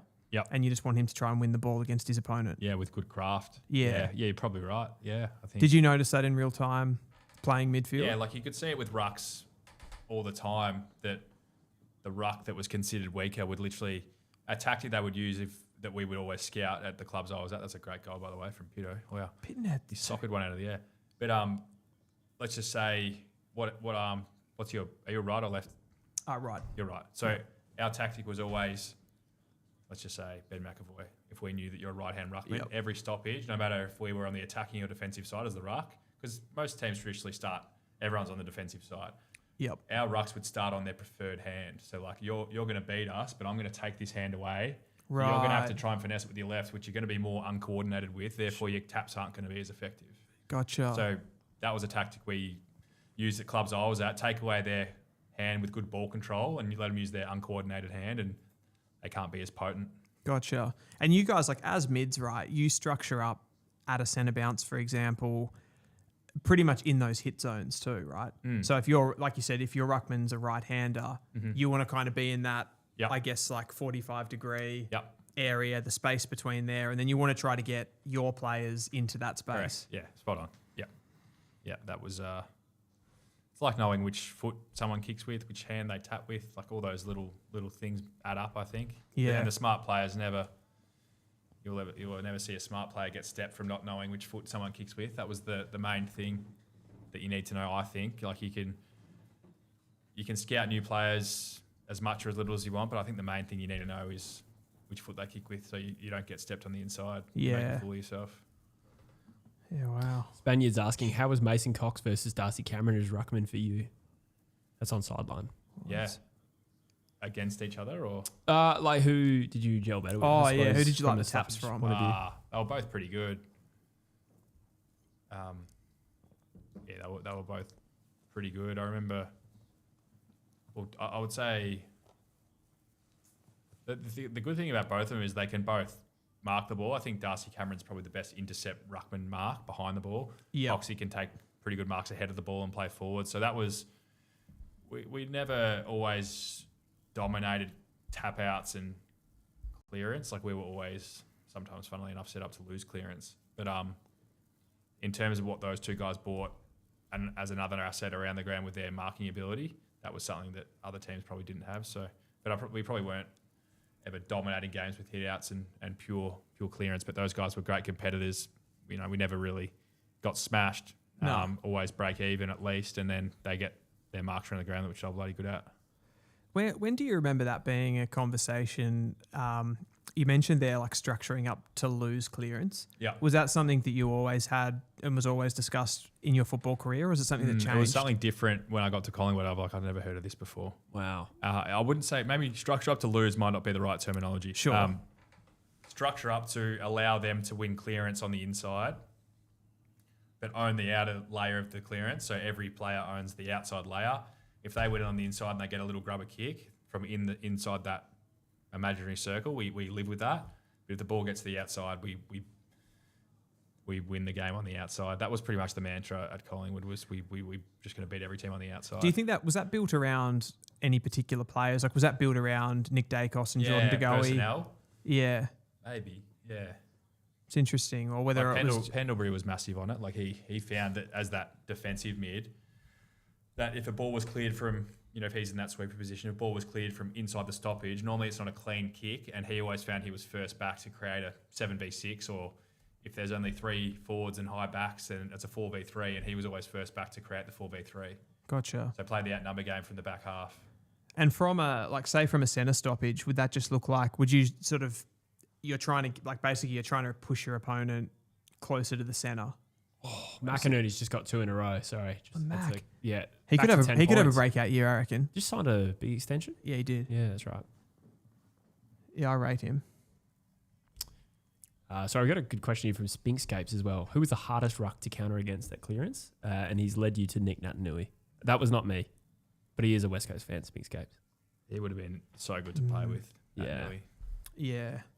Yeah, that service would have been nice. Yeah, some of the highlight reels. Goulden Just won his that clearance, tabs. and he must follow up, does he? Running ability, and this is a great handball by him. You talk about, he probably misses it, but he just puts him on his path. Yeah. Two advantage. Back to 10 points. I actually missed Carlton's goals in the bathroom. It was Pitnet. Again, did he kick 2? He kicked 2. Yeah. Sammy Walsh has taken top spot in the disposal count, 20 for him with 4 clearances. Interesting. A game on our hands here, I reckon. We definitely have a game. Sydney Heaney, have just gone up in level in the last 2 minutes. so Heaney didn't go off with a concussion. Oh, that's a relief. Yeah. This looks like it could be one of those games that's set up for him. Like if it stays close to Yeah. three-quarter time. Oh, A that would nice almost, kick by Blakey. almost be bigger for the Blue Broad fan cams if Haney steals it late. Oh, yeah, it would be. Oh, It's a good great spoil. spoil. That's McGovern. McInerney Oh, again yeah, with they go another though. goal and assist. Is that Sheldrick on That his is Sheldrick. non-preferred side? Oh, how did he let him? You can't Who let is him that? like That's that. pretty poor defending. Lewis It's Young. Logan, Perth Demons product. The others got to support him, don't they? There's 3 of them there just watching. Yeah, that was probably a lack of talk or something. They all just waited for each other, I reckon. I think in that situation, the guy wrestling McDonald, I think Harry Dean's been awesome. I reckon he's going to be an absolute star. He looks so composed and competes bloody well. I reckon if he had his time again. Had to come across. Yeah, I reckon you're the guy that's wrestling, you let them have that wrestle, and then the third guy comes over the top. McDonald cuts it to 4 points. Sydney are back. Game. It Big l- game. It looked almost like one more Carlton goal would end it. Yeah. And Sydney had kicked 3 in about 4 minutes. McInerney with 2 and a goal. Not a goal assist. What did You that can get feel out the, to? momentum and energy, can't you? Like even we're not even listening to the commentary, but just watching, you can feel a shift. Yeah. I had that question actually lined up for you tonight. I wanted to ask you that. Like, what does that actually feel like when you're out on the field? Because I can imagine you can feel it. Yeah. Oh, it's pretty tough for Harry. Maybe he's gone back with the flight, but ideal world, you want to help if you can. Sure. Tough player. Sorry, Dill, can you say that again? Yeah, no, I just, with the momentum, I actually had that written down to ask you tonight. Like, can you feel that in a game while you're on the field? Yep. That sort of changing in real time. Yeah, you can. You can. Big time. Yeah. It'd be gross when it was going against you. wouldn't it? mentally strong players to get out of that. I've Yeah. got a question actually on that, and it's nothing to do with this game, so I'm sort of using it at a bad time. But the Western Bulldogs are a team that consistently gets run-ons against them, particularly from stoppage at times. Is that something that they do, or could be something that they do systematically that's wrong, where they aren't able to kind of stop the surge against them? Maybe. Yeah, I haven't watched them closely enough, but they're a team, I would put them in the bracket similar to Brisbane, hence why it's going to be an interesting matchup because they swarm the ball with being prepared to outnumber and win contests and win that inside bubble. Yep. Pretty much the polar opposite to a Collingwood type team. So potentially like you get your hands on, you cut through with hands, it looks great, but if you're all on the inside, that's potentially how you get burned on the outside if you don't have an outer ring to have protection. Yeah. So it's in a way that you could say that that's like an overly offensive way to play. Yeah, offensive or just having ball hunters like you think of Liberatore, Bontempelli guys that are Cripps. Oh, that's nearly a That goal. would have been a goal around contender, but it's touched through. Sarong got guys it that on the want to line. get their hands on it. Even Yeah. McRae, when he was there, he was the same. They, great superstar players, but that's just how they play, and it works when it works. Yeah. I know Collingwood famously don't travel a lot, but was there a particularly hostile away crowd or home crowd that you've played away at before? Is there any team or environment you can think of? Yeah, playing Port Adelaide away when I was at the Hawks, Oh, yeah. that was always, I wouldn't say intimidating, but they pretty loud, the Port fans. That was, I'm actually just thinking like Hawthorn versus Port Adelaide now because they've got that kind of rivalry, but that's since then, right? What's that? That sort of rivalry they've got now Yeah. is post you playing there. 2024, yeah. I reckon. Or 3. Sorry. Just watching this last 5-10 minutes, Carlton's team defence It's gone, isn't it? looks off. Yep. You think about the transition from Goulden to McInerney. That this is a score from a kick out. Goals from a kick out are rare. Maybe there's one a game. Yeah. But this is in the back-to-back phases. It goes back to the point from the first quarter. I remember we spoke about Hollands whipping that ball across his body and the forwards being so disconnected, it seems like Carlton don't have a lot of defensive layers because they're playing this open field, forwards disconnect. There's big holes. And When you say forwards disconnect, can you sort of paint that picture? Is that like they're trying to get out the back? Yeah, pretty much, which means... Lengthen, kind of. Yeah, which means they're not able to help on team defence. So let's just say there's 4 or 5 forwards trying to lengthen and get behind their opponents, which looks great when Carlton's mids come through the middle and they're disconnected, if you like, or they're lengthening. You know, that's great offensively because there's more space for the mids to work into. But if there's a turnover like that Hollands play or like that play when Goulden crumbed and went through the middle of the ground, you've got 6 players inside 50, so you're defending with 12, not 18. Yep. Whereas some teams will make you defend, or they'll defend with all 18 players. And that's just, I mean, the forwards just can't get back to help, right? It's impossible. Yeah. So it's worked for him and made him look good on offense, but look at this flurry of goals or scoring. Sydney have hit the front, by the way. 43 plays, 41. 12:45 remaining in the third. Justin K says, a Richmond fan, seeing Roses play like this, has in this game, is salt in the wound. Richmond famously went pretty deep with Malcolm Roses Jr. and Sydney won his services. They were keen for him. They obviously had that off-season where they wanted to bring in a lot of speed. He would have been another one like that. Zach Williams might have an injury there. Yeah, this is fascinating because it's really it looks like it's really going Sydney's way now. Yeah. Feel like there's more drama to come. Or maybe I'm just hoping that. Oh, there it is. This is where a tactical play or if you've got a great leader or group of leaders on the field they would have identified this on field in the best teams I've played in and made the change on field in terms of just pulling up a bit, which it looks like they're doing now. They're going into more of they've identified the momentum, but having guys that can identify it on the spot and not just keep playing frantic. Like Walsh is an experienced player, but that passage on the wing before where he took an uncontested mark and just took off. Yeah. Maybe you go into a bit more, not this frantic game that isn't working for him. Yep. A bit more like control ball play. A bit more control and get your defence set and just sort of kill the Swans' ability to just go straight back in your face, which they're doing every time at the moment. Yep. This could be a big moment. Kerno lining up for what I think is going to be his first club This would goal. be his first goal. Yeah, he hasn't kicked one yet. If he kicks it. I feel like he'll kick it with the momentum. They'll go absolutely mental. Yeah. 100%. The response from Carlton will be important. Angus Sheldrick, most touches for Sydney. Sydney's disposal efficiency's gone up massively as well. He's got it. Yeah, they're getting some genuine overlap. Yeah. Players linking up. That was 2 in a row. I think it was Heaney on the previous one and then Kerno on that one where they were actually just able to like hit up at the ball. Someone pretty much like running into open space. I think it was Warner then. Do you think with Carlton with their... Oh, it's on. Oh. It's on. A melee. Fuck. Kerno's goal has led to him. in there. Yeah. Oh, I actually thought Kerno was part of it. He's nowhere near He's it. not. I saw Cripps is in there. Wow. God, it'd be funny to see these two sides play in finals this year. Yeah. I'm starting to get a bit wobbly on Carlton now, though. It's not looking good. Oh, getting nauseous from all the seesawing you're doing over there. Yeah. I don't trust them right now. Hey, we got a super chat from great username. Oh, yeah, That's a that's great good one. username. Nearly got me. Hugh G. Hugh Graham Rection says, loving the show. Tom, you were my favourite Cats player. Is this someone just made an account to say something silly but spend money doing it? Maybe. We get that a bit here, eh? But We do. I appreciate the support, Hugh. Oh. Legendary name. Unless you mean the Claremont Tigers. Oh, that's a what a great kick. The demons of the second half fade out to be kicking in. What already Yep. has. Like Yeah, this good has point. been. What can we get scores for the quarter? We can. Oh, yeah. We certainly can. It is 5 goals straight, Sydney, to 2 goals, 1 Carlton. Wow. Yeah, and they kicked the first 2, so it's 5 in a row. Oh, good point. And Marty's Yeah. lining up again. Yeah, this is big. 7-point lead. He's got it. Got a hold of it. It might be Yeah. fading. Nah, that looks good. To go. A Marty party.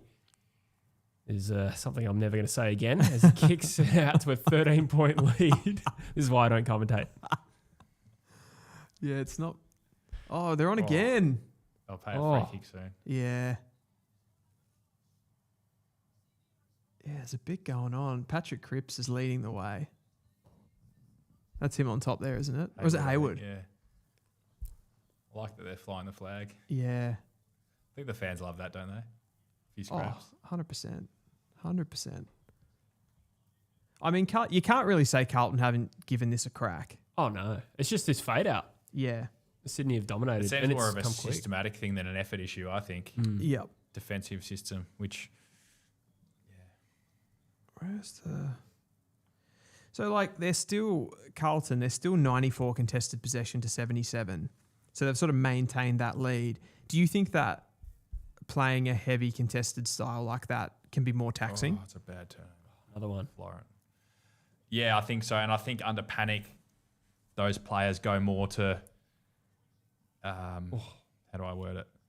Go more to how they're programmed. They just get in more at the ball sort of in a panicky way, and then the ball gets to the outside and you sort of dig yourself into a deeper hole with that issue. Like having a presence of almost like a tiger ready to strike. Like you're waiting for your time to go in at the ball, you hit in hard, and then you wait on the outside, you control the outside of the stoppage rather than just go frantically in. I think under pressure can do that and just make you hump the ball if that's the way you're wired. So, waste a lot of energy. Yeah, and then you just get hurt on the outside if you go in hard. And the Swans have controlled the outside of the stoppage this second half of this third quarter. Yeah, the uncontested possessions come way back in. I haven't got numbers for the quarter on that, but... You can do it on the AFL app on your phone. I'm trying to do the same thing. Yeah, right. I'll have a gander. Well, any stat you're looking for in particular, sorry? I was looking for uncontested possession for the quarter. Okay. I mean, it doesn't need to be fair, though. Like, it's not probably an accurate stat anyway, because you're talking about just, like, the outer bubble too, right? That can still be a contested possession. Yeah. Well, yeah, it doesn't have to be... Skills, yeah. Yeah. A bit on here. Yeah, I lied. I don't think you can find uncontested possessions just for the quarter. Just for the quarter. Carlton are plus 26 across the game. Yep. And plus 18 contested ball. They are clearly playing a different game style, though. Like, typically Carlton, from that back half turnover, would play the skinny side of the field. But the way they must have trained in the off-season is they're switching, they play fast, and it looks great when it works. And then, obviously, they just leave themselves a bit more vulnerable when it's not working. Yeah. One of the teams, I actually didn't see who, held up a sign that had like a soft drink and then a sugar block, like a code. Which team was it? Oh, I don't know. I thought it might have been Carlton, but now I'm doubting myself. Little sugar hit. Yeah. What does that mean? Sweeten it up? No idea. I've seen some good ones over the years. Yeah, I bet. Hawthorn have one called Noodles, when they put up the bowl of noodles. Oh, yeah, I've seen that one. Yeah. Which means long and straight. Just like go long down and straight up the middle. Oh, straight up the middle. Yeah. Oh, yeah, that makes sense. So is that's not a game preserving tactic? That's more of I think that's more of an aggressive. I can't really remember, but I think it's more of an aggressive tactic. Yeah. Like, let's catch them off guard by setting up our layers central. Yep. Everyone get central. If you know that, do they not care that other people know that? And it's just a message for the players? Yeah, I guess so. Yeah, okay. Yeah, the Oppo probably don't know what it means, but you might catch them off guard for one or two where everyone's set up in the middle and their defensive system is owning the outside, as they say. Like they're blocking leads and holding out there. You might have an outnumber at the drop of the ball if you go straight and direct. You win that. You only have to win one more contest to score. Do I speak gibberish when I say something? I'm just being mindful. Even when I do the Titch and Guinea show, like I'm really trying to... I know the terminology sometimes might not make sense, so I'm really trying to simplify it in my brain. You're doing a great job. Yeah, no, doing a great job. Can you picture what I'm trying to put down when I say things? Absolutely. I know you can, and Jesse can. You guys got great footy brains, but I hope for the audience as well, when we do the whiteboard sessions and speak like this, we're trying to really simplify it to bring everyone along for the ride, because it is terminology sometimes. Like, how is a fan meant to know what these words mean when we've lived it for 15 years, but they haven't, you know? Yeah. I mean, I think that's kind of where it starts, though. Is that a goal? Hope Oh so. my God. Is that Hollands? I'd love a close game. It is. Yeah, we need Elijah it. Hollands just kicked an outrageous goal. That's what they needed. He's one of those guys that's like weirdly mercurial like that. Oh, yeah. Isn't he? Yeah. Former pick 6, I reckon. Pick 7. He was too. Yeah. 2019 draft, And 2018. He's had 2019. some shockers tonight, to be fair. Yeah. But then he pulls that out. A couple of people saying, you're all good in terms of the That's terminology. great. Thanks. Contest. Spinkscapes and Kane also clarified it was Carlton that held up that sign. Okay. So I don't know if that helps us. Which one? The one that was like a sugar Oh, soft yeah, drink yeah. And the sugar. So I presume something about tightening up defensively rather than they're probably not saying long down the line at this stage of the game. Or they're saying Elijah Hollands kick a snap goal from the pocket. That's exactly what that means. Oh, we've been critical of Carlton with the defensive system, but you can't question their ability to, I guess, stick to game style and still have a crack and try and score. Maybe in the past they would have put the cue in the rack and probably I'm more of a conservative type to slow the game down, but they've literally just haven't changed the way they've gone about it, and it's allowed them to score a goal. Do you think though it's important to have, like I come back to Brisbane with how successful they've been over the last couple of seasons. They probably do that better than anyone, where they can just like Stem the flow. they just flick into those those uncontested modes, marking chains, and it's kind of boring. Like it takes the sting out of the smart, game. Though. I hated playing against teams like Brisbane and the Bulldogs. Those two particularly, the two highest possession teams. Yep. When they would just control the ball off you, I hated it. It's just the worst. It's teams to play frustrating for against. the You just, like, opposition. they just put you to sleep, and you can't get near the ball for 10 minutes or 5 minutes. It's just like far out. Like so frustrating to play against. Yeah. Whereas that like You want a team like traditionally when you'd come up against like an Essendon that would just go the one speed the whole time. You're like, beautiful. They're going to play on. They're going to take a contest. They're going to go fast. I'm in the game in the next minute. I know I am. yeah. Whereas the other teams that do it like that, I just found them more frustrating to play against. 100%. Just a couple of housekeeping things. First of all, I just had to hide an account that I know is fake. Just want to clarify that if people are seeing that in the chat. It's a fake account that I've hidden. Oh, okay. Secondly, we just got a new member, Coast 2. Thank you so much for your support, Coast 2. Really appreciate you. Coast 2, new member. Yeah, really appreciate all the people who've jumped on board the last couple of weeks. It's been great. Beautiful. Jagger's been good tonight. What's his numbers? Wooden Spoon Data says it all makes sense from what I saw, but can you work on teaching the fan more? Level-headed fans just want to know why decisions get made. Most people understand mistakes happen, but there's no context. Can you simplify that for me? Because I don't really understand. Yeah, I didn't quite get that. Even I'm kind of trying to decode that it in my from mind. Woody? It's Woody, and I think the idea is just to content aimed at educating the fan Is that Isaac? more. That I was don't Matty know. I suppose Roberts. that is already what you do. That's what we're doing. Yeah. Yeah, no, I the last episode that you did, I thought that was great. Particularly when you've got that visual there as well to kind of bring you along Yeah, absolutely. on the ride and kind of see what's happening. You did that one with the, what'd you call it? The over it? The up and outs. Up and out. I'll talk you through some terminology that we're going to be. A big one we're going to talk about soon is recovery defense. Recovery. Is that like a rollback? Recovery defense is when. Yeah, it's too hard to guess. Recovery defense is when every team has a pressing defense of some sort, where a roll around defense where you come off your man and you press. Recovery defense is when defensively you realise there's an outnumber and you don't press, you actually retreat Okay. to allow the chase pressure to come. And then when you get condensed layers behind you, when the gap is small, then you press when you get the call from behind.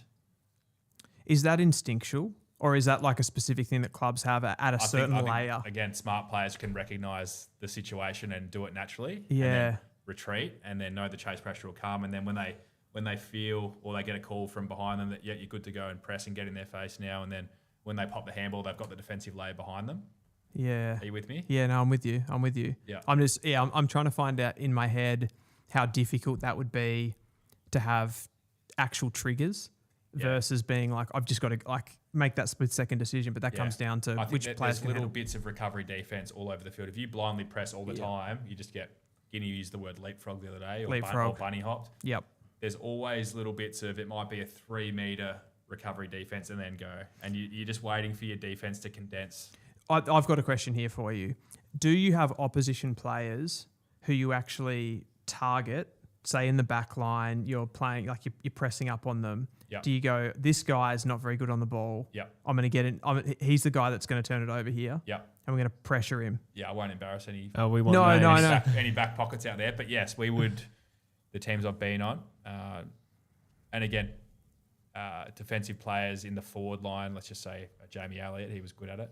He would intentionally not go man up, player X in the pocket, knowing he's not a great kick, and force them to kick it to him. Force him to kick it to him, and then he's got to make the. And then we go. All right, we lock in on that. So you literally leave him free. I know a few that it would be. You could pick him probably. Yeah, but, like a press trigger. Yeah, it's an underrated tactic, isn't it?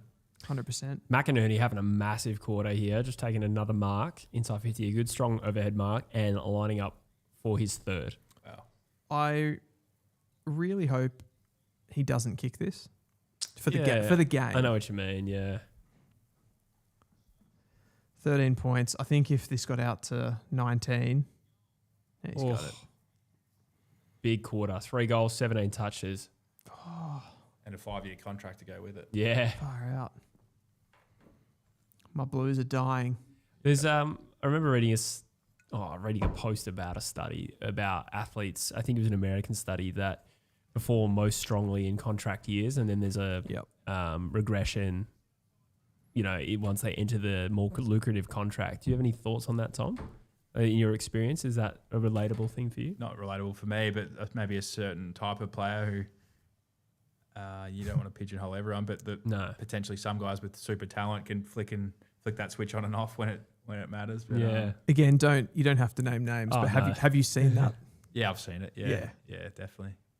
Interesting. I've seen some.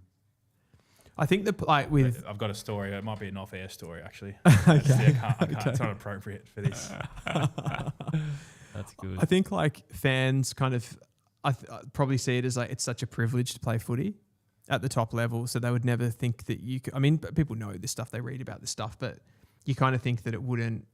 It's hard to relate to actually happening, where somebody wouldn't play well because they were not, just out of a contract or something. No, I think it would just be like subconscious, deeply subconscious thing for sure. Yeah.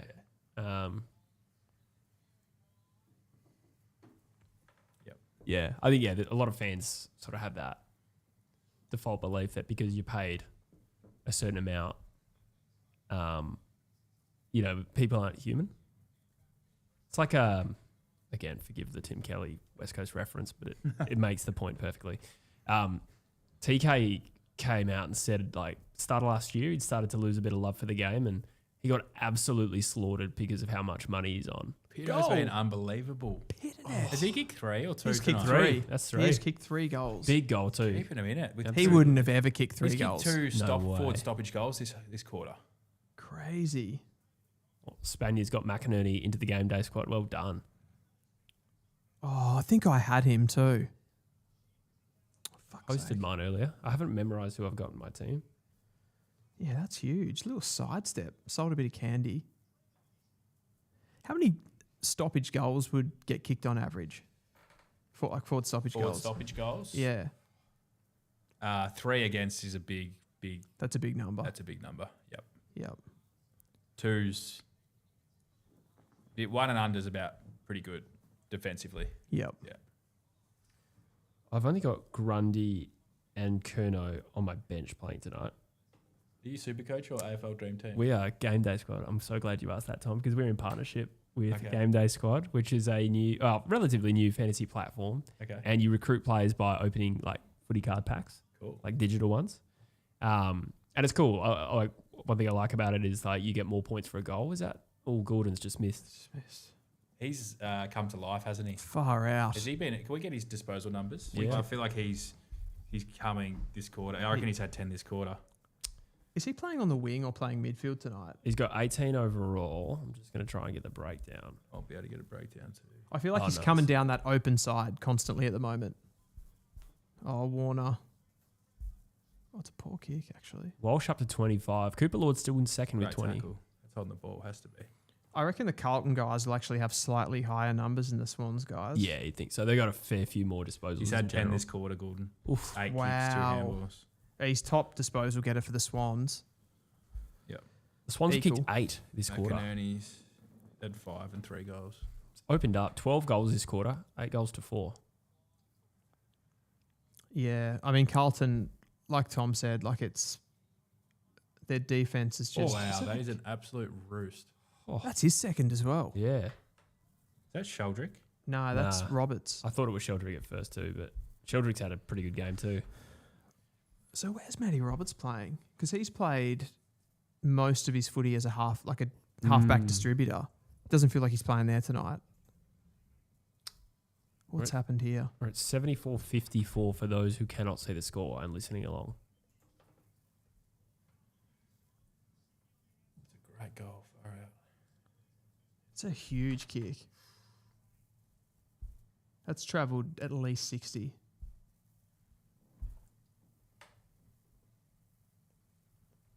Far out. I can't see Carlton getting back in this now.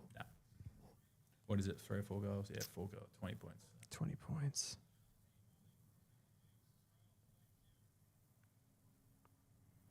It's a sad day.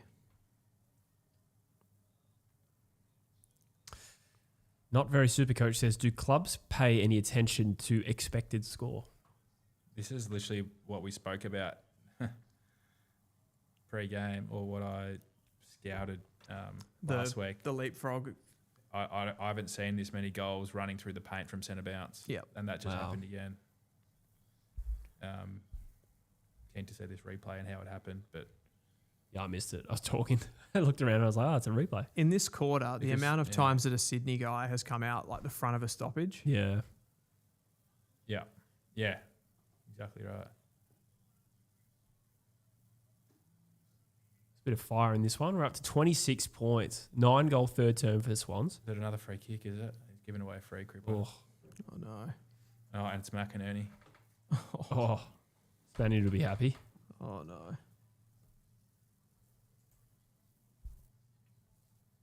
Yeah, they've imploded here. Cripper just lost his cool a bit there. Over the shoulder. Yeah. God, this would make it 5 goals. What was the margin at halftime? Fuck. It was 22 points when I came back from the bathroom. Yeah, 'Cause they missed that's when Pitney's Pitnett goal. had kicked that second goal. Yeah. Is this 4 for the quarter? For McInerney. It will be, yeah, if he kicks it.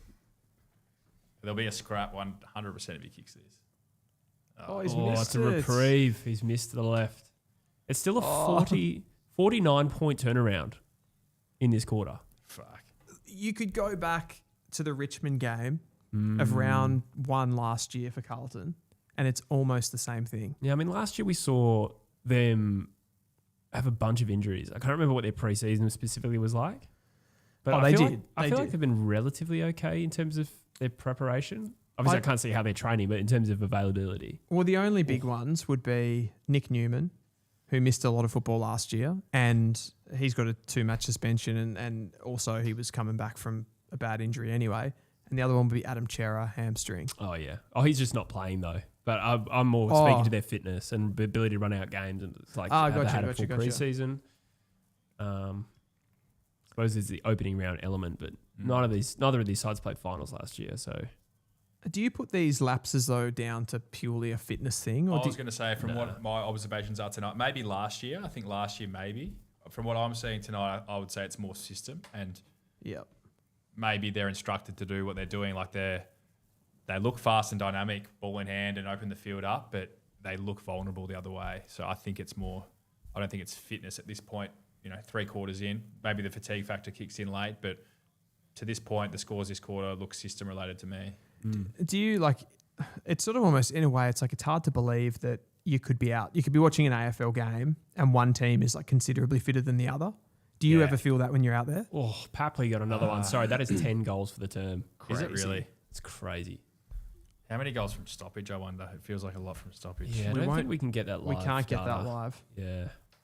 The only way we get that is if Fox show it on the screen. Yeah. And then we can look at Wheelo in the next couple of days. In the next couple of days when it gets uploaded. Yeah. Does that show you game by game or do you? Yeah. Okay, because I always look at the team rankings. Yeah, no, you can. Yeah, cool. So they've got the individual matches. You don't get as in-depth the stat from the individual games, but you can get the... Okay. You And it's not live. It's definitely not live. Yeah, okay. No, unless they've changed something this year. But I'll have a quick gander. the amount of stats that you can get now is pretty incredible. I'm going to go back and see how many. So what's that? You say 10 goals in a row? No, No, not in a row. 10 in the term. 10 in the term for Sydney. Yeah, and 55-point turnaround from when I got back from the bathroom, which was just after halftime. I've got to check this. That's insane. I reckon it's similar to last year. That's 4-9 territory. McInerney again, he's having a massive quarter. Is he on ball? I don't know. I feel like he's had most of his footy inside 50, to be honest.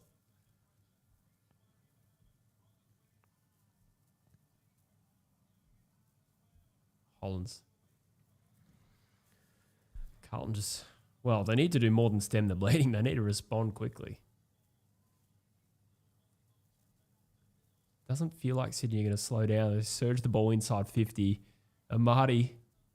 Oh, Curnow. Is another one. Party time. Yeah, Curnow has slapped it through. Whoa. This is an enormous response from the Sydney Swans, staring down the barrel of I don't know about embarrassing, but like it would have been a deflating loss in round one. It would have been a Opening pretty round. bad loss. I saw some people commenting stuff on Twitter. Yeah. I mean, embarrassing is just a bit strong, but staring down the barrel of that and then they kick. What? That must be 11 in a row. Oh, no. There was one in between from Hollands. But 11 of the last 12. Or 10 of the last 11 or something like that. As you said, I didn't officially tip Carlton.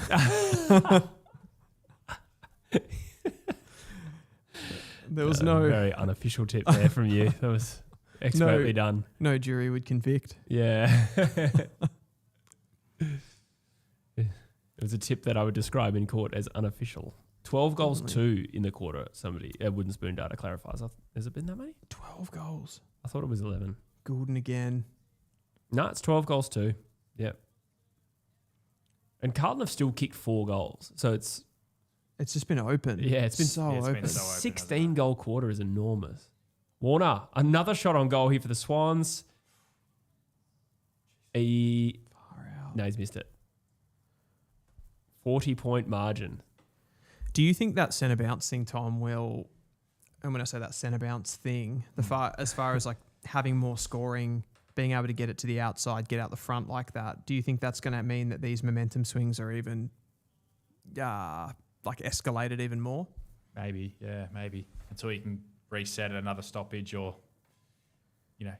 condense the field with numbers, because in that instance it's 4-on-4 and 6v6, so you 12 players on the field are not relevant really for that period of time. What would you do to combat that? I don't know if there's much you can do.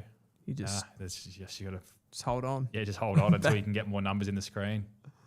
Wow. Sorry, that doorbell sound What was that? that you heard, it was a donation on Sideline from Cold Charlie. He says, loving the first stream of the year, guys. Thank you so much to Thank you mate. in particular and anyone who's supported the channel today. Really appreciate it. I hope everyone did their game day squad teams. Oh, yeah. It was a bit tough this week being opening round. Yeah, I liked that though. You liked having to. Yeah, I like the Dig little bit deep. of tactical chaos. It goes through finals as well and grand final. Love that. Yeah, it's sick. That was a crazy quarter. That was nuts. So I want to say 16 goals were kicked. Yep.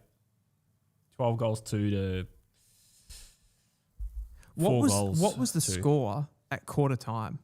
14 to 3. So Sydney were actually goalless at quarter time, but it's still on 93 at 3/4 time. Here's some stats for the Wow. quarter from you.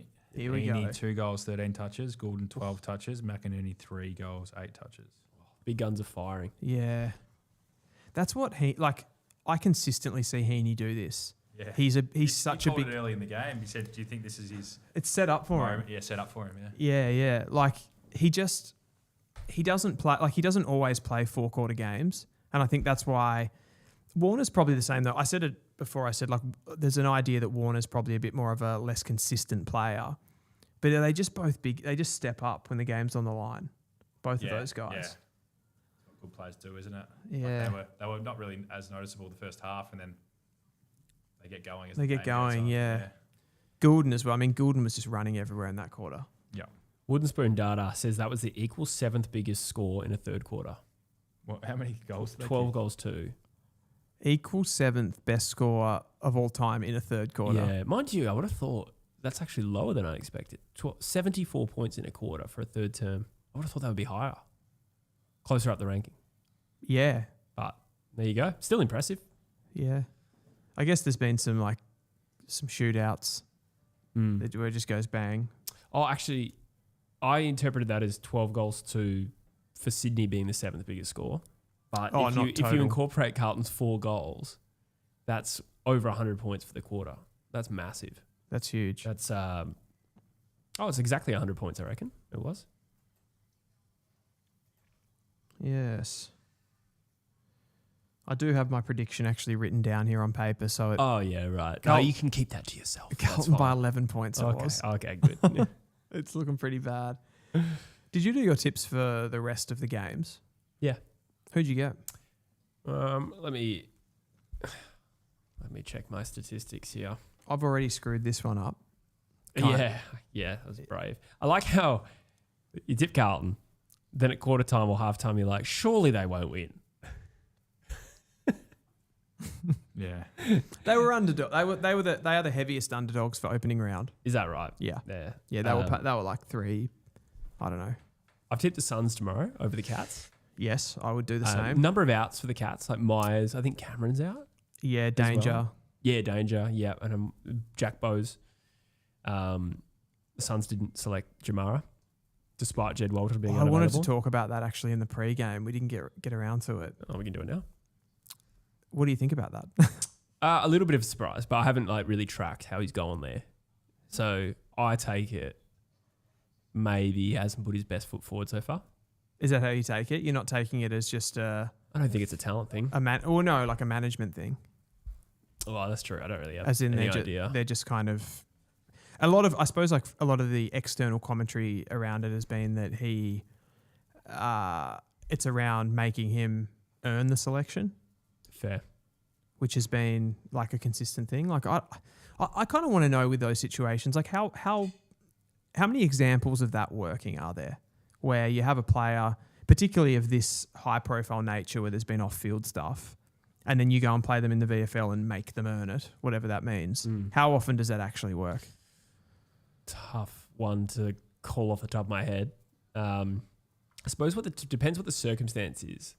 Sometimes I think if you've got a player struggling with form, from my observations over the years, anecdotally, it feels like sometimes the best thing is to let them find that confidence at AFL level, and sometimes banishing them to the resis often has the opposite effect. In this case, we're talking about his dedication or alleged lack of dedication, whatever that circumstance may be. I've got no insight. That might be different. It might be testing his commitment to having an AFL career, which may have been doubted at one point. Yeah. So in that case, I think it makes more sense. But, yeah. Okay. Yeah. I look at players like that have had that a lot during their career. Like Jaden Stevenson was a guy at North Melbourne who was constantly flirting between do we play? Do we send him back to the VFL to get him into some form? Never worked. No. Yeah. No, that's true. It seems like his attitude has shifted now that he's been a year outside the game. He said something the other day about being really determined to get back, and that was after Port rejected him. After they rejected him, yeah. No, definitely. And he's gone back to play like local footy and stuff like that and done pretty well there. But yeah, it's kind of, I don't know. There's probably some psychological stuff there that's outside my hitting zone. But yeah, I don't know. I don't always think that like making someone just have to do something difficult for the sake of it is necessarily the answer. Yeah. I'll take you through Gold Coast forward line just quickly in terms of their talls. They've just picked the 2 talls. Yeah, because that was the other thing, because Walter's actually out. Exactly. Plus slippery conditions. Isn't it really wet at the moment up in Queensland? It is. So that's a factor. They've got Ben King, they've got Ethan Reid, and then how tall's Farah?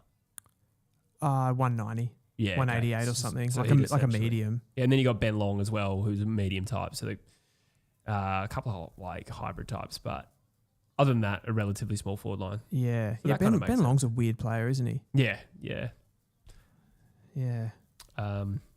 We got a super chat I just want to shout out. Reef Luke says, half a beer on me, boys. Great guest, great stream. How good is having footy back? Thank you so much, Reef, for your support tonight and always. Really appreciate you. Fellow K says, forever grateful I wasn't born a Carlton supporter.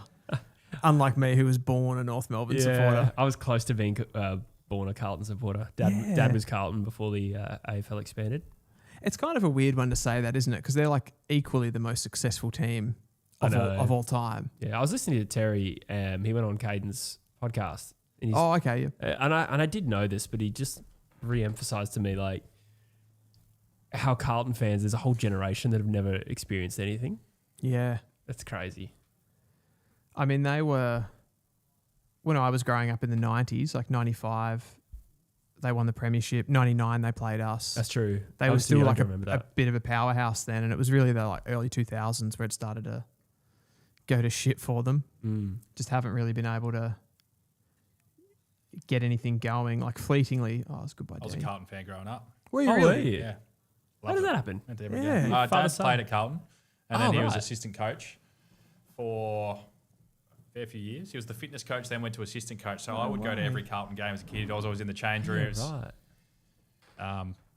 Funny story out at Waverley one day when I was about 5, the boys were having a kick inside, and Fev was kicking with, I think, Camperelli, and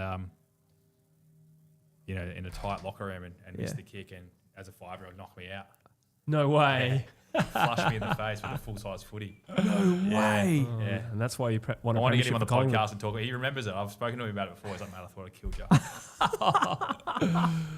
Oh, Oh that man. was the Lance Whitnell days, I bet. Oh, Grundy's just dominating. He had to return serve, didn't he, with a forward 50 goal? He did. Hitnet's done it a few times. He needed that. Oh, that was dominant. He looked so good in the preseason, Brodie Grundy. I thought he looked incredible. Yeah, I slapped him in my game day squad bench, actually. How's he I gone? went English. How's he gone tonight? Be quieter, I reckon, like overall, but that was good stuff. Geez, no one came at him though. I tipped the Saints over the Pies as well. That was probably my most raunchy tip this week. Actually, Tom, I want to ask you about the Saints. Yep. What do you think about them this season? Because I tipped them to not bounce too much this year. I thought there was going to be like a bit of a development phase for them with bringing all these new players in. Yeah. But I have got a little bit scared by that in the preseason watching them because their midfield looks Yeah. really dynamic. Where do you see them finishing? Well, I think I tipped them like 10th or something Yeah. like that, or maybe 11th even. Yeah. I still don't think they're going to be super good. They're Okay. they're probably a play-in team, I reckon. Maybe 9-10, around there. Yeah. I don't know. Like, who knows? Predictions are so hard, aren't they? We'll probably look back and. There'll be someone completely that comes out of nowhere. Yep. There's always something. Yeah, there is. There's always a bolter, but I actually like the strategy of having a crack. Like, you're overpaying for De Koning. You're probably overpaying for Flanders, Silvani. You're overpaying all of them. But I like the philosophy of having a crack. Yeah. Yeah. You're a smaller market club as well. What do you do? Just I do feel do like nothing? always there's, like, even with, say, Collingwood last year, there's always if you go all in, then, you're going to be shit for a few years. Well, the whole name of the game is to win a premiership. Exactly. Like, why not go all in? And if you're going to be shit for a few years, like, I'd rather have a crack at it. Like, otherwise you're just always just planning for the future. Future of what? Right now, West Coast fan here, North Melbourne fan, we speak to a lot of Richmond fans. All we're doing is having a jerk-off competition over who's got the best young talent. Hey, that's between you and me. Yeah, like, how long can you live in potential land? Exactly. Who gives a shit? Exactly. And who's got the best young talent? It's not going to pay the bills No. at the end of the day. I mean, we were going to do that next week. I don't As a know why I segment. used that phrase, but Yeah, it's not going to pay. Oh, that's God. going to be a recurring saying now for no reason. 100%. Just like the Amati Party debacle earlier. Oh dear. Grundy again, top of the goal square. Oh, Warner's in there. Warner has been a big factor. Well, they've all kind of been a big factor, haven't they? It's been a Swans. Since half time. It's been a procession. They came to life. What do you reckon about Callum Mills, his career? Like, he was on a trajectory to be one of the best midfielders in the competition, captain of the club. He's not captain now, is he? Yes, he is. He still I think is. He's still captain, yeah. He's still captain. Unbelievable. He's just, I don't want to say he's died. I mean, he's still playing to a pretty high level, but I just feel like where he was before that off-season injury, he's just lost a bit. Yeah, I think him and Isaac Heaney were always compared about who's the better player, and I think it's pretty clear now. Yeah, it's pretty clear now. But I always did think Isaac purely for that X factor that he has. I think Mills was always more of the honest type, but you always want players that can do things that others can't, and Heaney's got that ability with his overhead marking and his taking hangers ability. But yeah, I remember when Mills was, and he's still a great, honest player on cue. On cue, yeah. Nice fend off. Yeah, he probably just doesn't have the tricks of a Heaney, but he's if he can stay healthy, like he can't hurt to have your captain out there who's a good, solid, honest player. On that, like how important in a premiership winning team is depth? And what does it mean? Yeah, well, it has to mean something because I think every premiership team has there's always 3 probably sad stories of players that are injured or out. So, yeah, it takes a squad to win it, as they say. Do you think, generally speaking, do you think a premiership team is built off, say, the top 5 players? Or do you think it is more important the weaker links in the chain? That's a great question. Well, I think... yeah, you guys go first. So I was just going to think, like, Richmond's top 5 players were pretty unreal before they won the flag, right?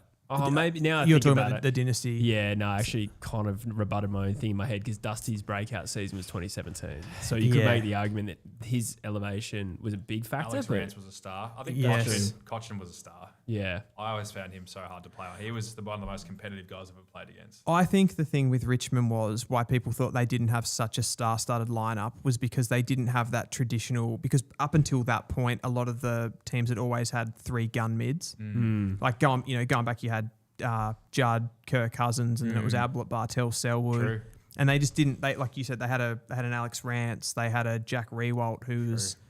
Superstar. Yeah, but they were sort of dispersed differently. Yeah, it reminds me... He had an All-Australian year. Yeah, he did. Yeah. Kane Corn's ranked recently, he's like top 26 premiers of the last 26 years or whatever, right?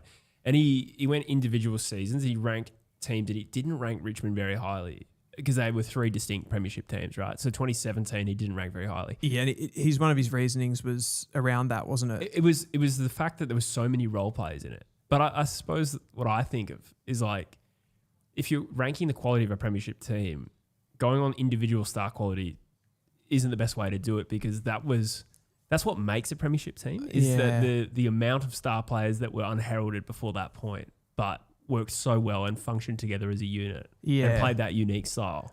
I think he's almost coming at that from a point of view of like he wants a team to be iconic. Yeah, and like the Brisbane Lions of the early 2000s, like Lappin, Voss, and Ackermanis and Black, they were iconic. I mean, that's fair. But to put the current Bulldogs in that bracket of their star power is best in the league. It's true. Like if you go Bontempelli, Richards, Liberatore, Darcy, all right, you could make a case for the top 15, 10. Well, they actually... It seems as though they didn't make finals last year.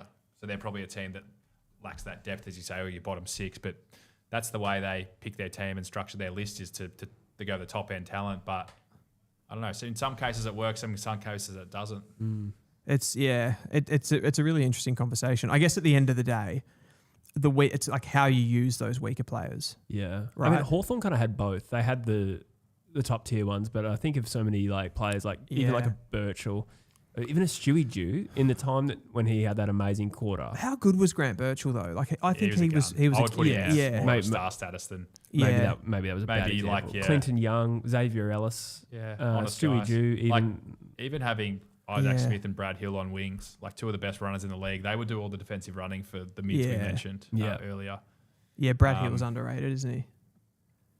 When you think about that team, like they had stars everywhere, didn't they? Like even ahead of the ball, like Franklin Roughhead, Cyril, and then you got Bruce, Cyril, Piopolo. You got three pressure goal kicking forwards, and backline you got Gibson Lake, 2 star key defenders, and you got Birchall, Burgoyne, half backers.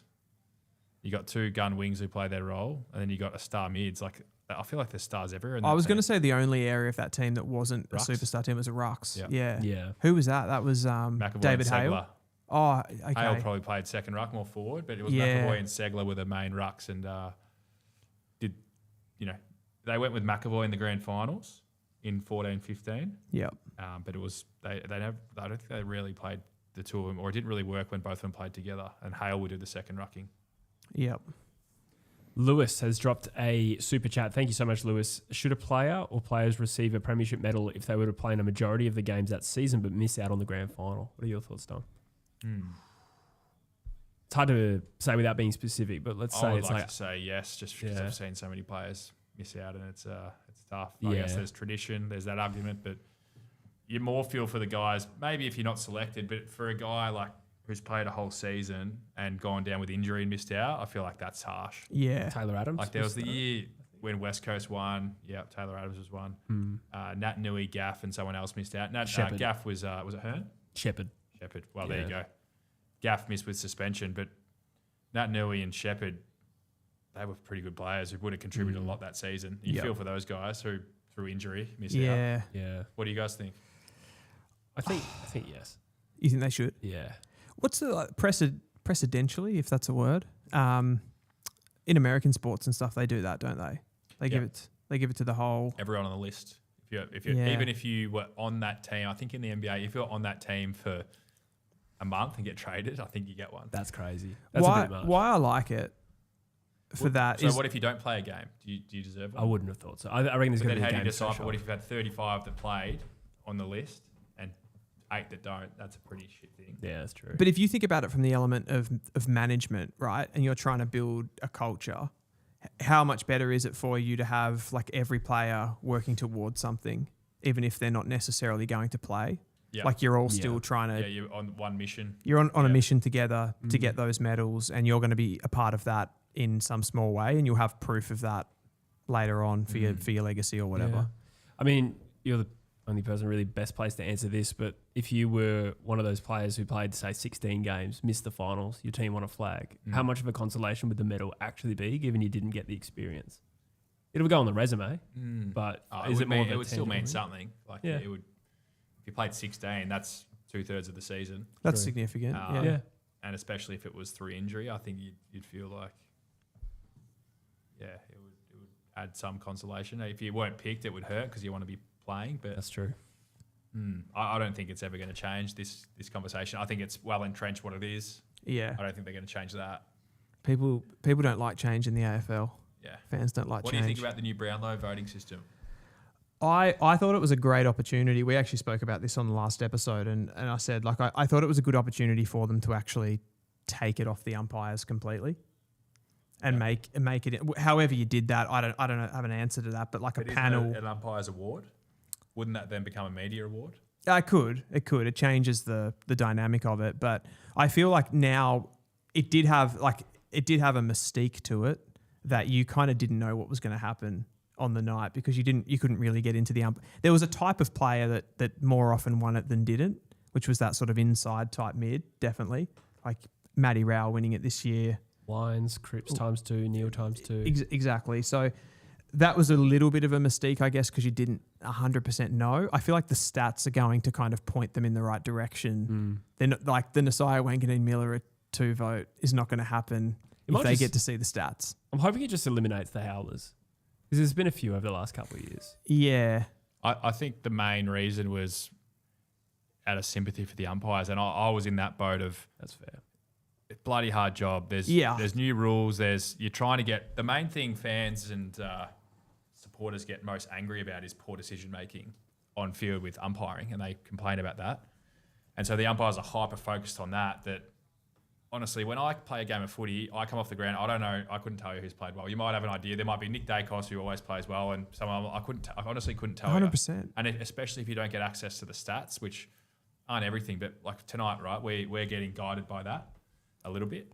I reckon fans are influenced. Coaches, players, as soon as they get to the locker room after a game, they check their phone, the stats, and like, okay, this guy played well. They might not have noticed on the field. Umpires don't get that luxury. So out of sympathy for them, what do you expect? Like, how are they meant to do the toughest job in the whole stadium on top of the players and things like that, and then do a job with less information?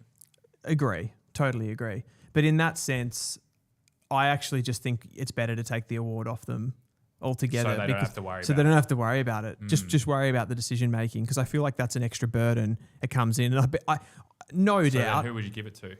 Because there already is a Coaches Association award. There's already a yeah. And then how do you?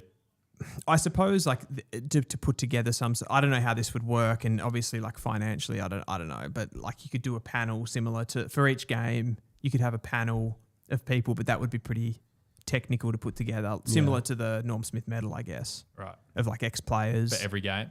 Well, you'd have to, wouldn't you, to do it like the Brownlow, which is probably not feasible.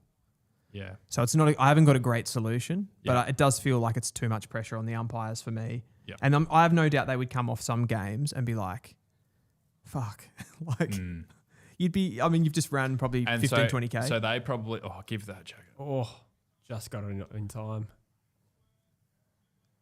So they probably go to their gut of, I'm just going to back in Paddy Cripps. Must be Paddy Cripps. He gets 45 votes because they just like, it's a safe bet for him. They don't want to be ridiculed. Exactly. I mean, like 45 votes is off the charts. The and NAS, then, Rao getting 17 touches or 15 touches and 8 clangers and getting 3 votes. Yeah. Like, fuck. Well, I reckon a classic example is that NAS game where Jack Viney, in the game, the Melbourne St Kilda game, where NAS had, 4 goals and 30 whatever. And 34. See how far Carlton's forwards are away? yeah, they're deep, aren't they? So typically teams will have one forward. Like, let's use the word disconnected. We'll get back to that convo, sorry, but Yep. just wanted to jump in there. No, go for it. So they're playing this open field style of play by having, look how many they got ahead of the ball, which is great for scoring if you get it through. But if you turn it over, look at the space. Yep. There's no one behind the ball there. Because it gives Sydney, right? Sydney, all of those guys that are ahead of the ball, where the ball can't get to, Sydney don't have to worry about those guys. Yeah. They can set up They closer can to the attach, ball carrier. Yeah, so they call it defending in relation to the ball, not your opponent. Yep. So Carlton looks great if they get through. The holes are big, but on defence, and this is different for Carlton. Like typically they've been more of a cluster team where they play contest and play long down the line and things. So they're clearly playing a different game style, and maybe they're adjusting to that. That's very intriguing. And you'd think that you would have to execute that game plan well. You need Looks good here. Good Just kickers. look at the space. Yeah. See all the holes. If you hit that handball, one more leapfrog, you score a goal. If you turn it over, There's the great pressure. I keep they're thinking playing a. They'll have someone in the goal square here. I just realised Hewitt's another former Sydney player. Yeah, he is. And Newman, if he was there. Oh, true. Yeah. Yeah. Bit of crossover there.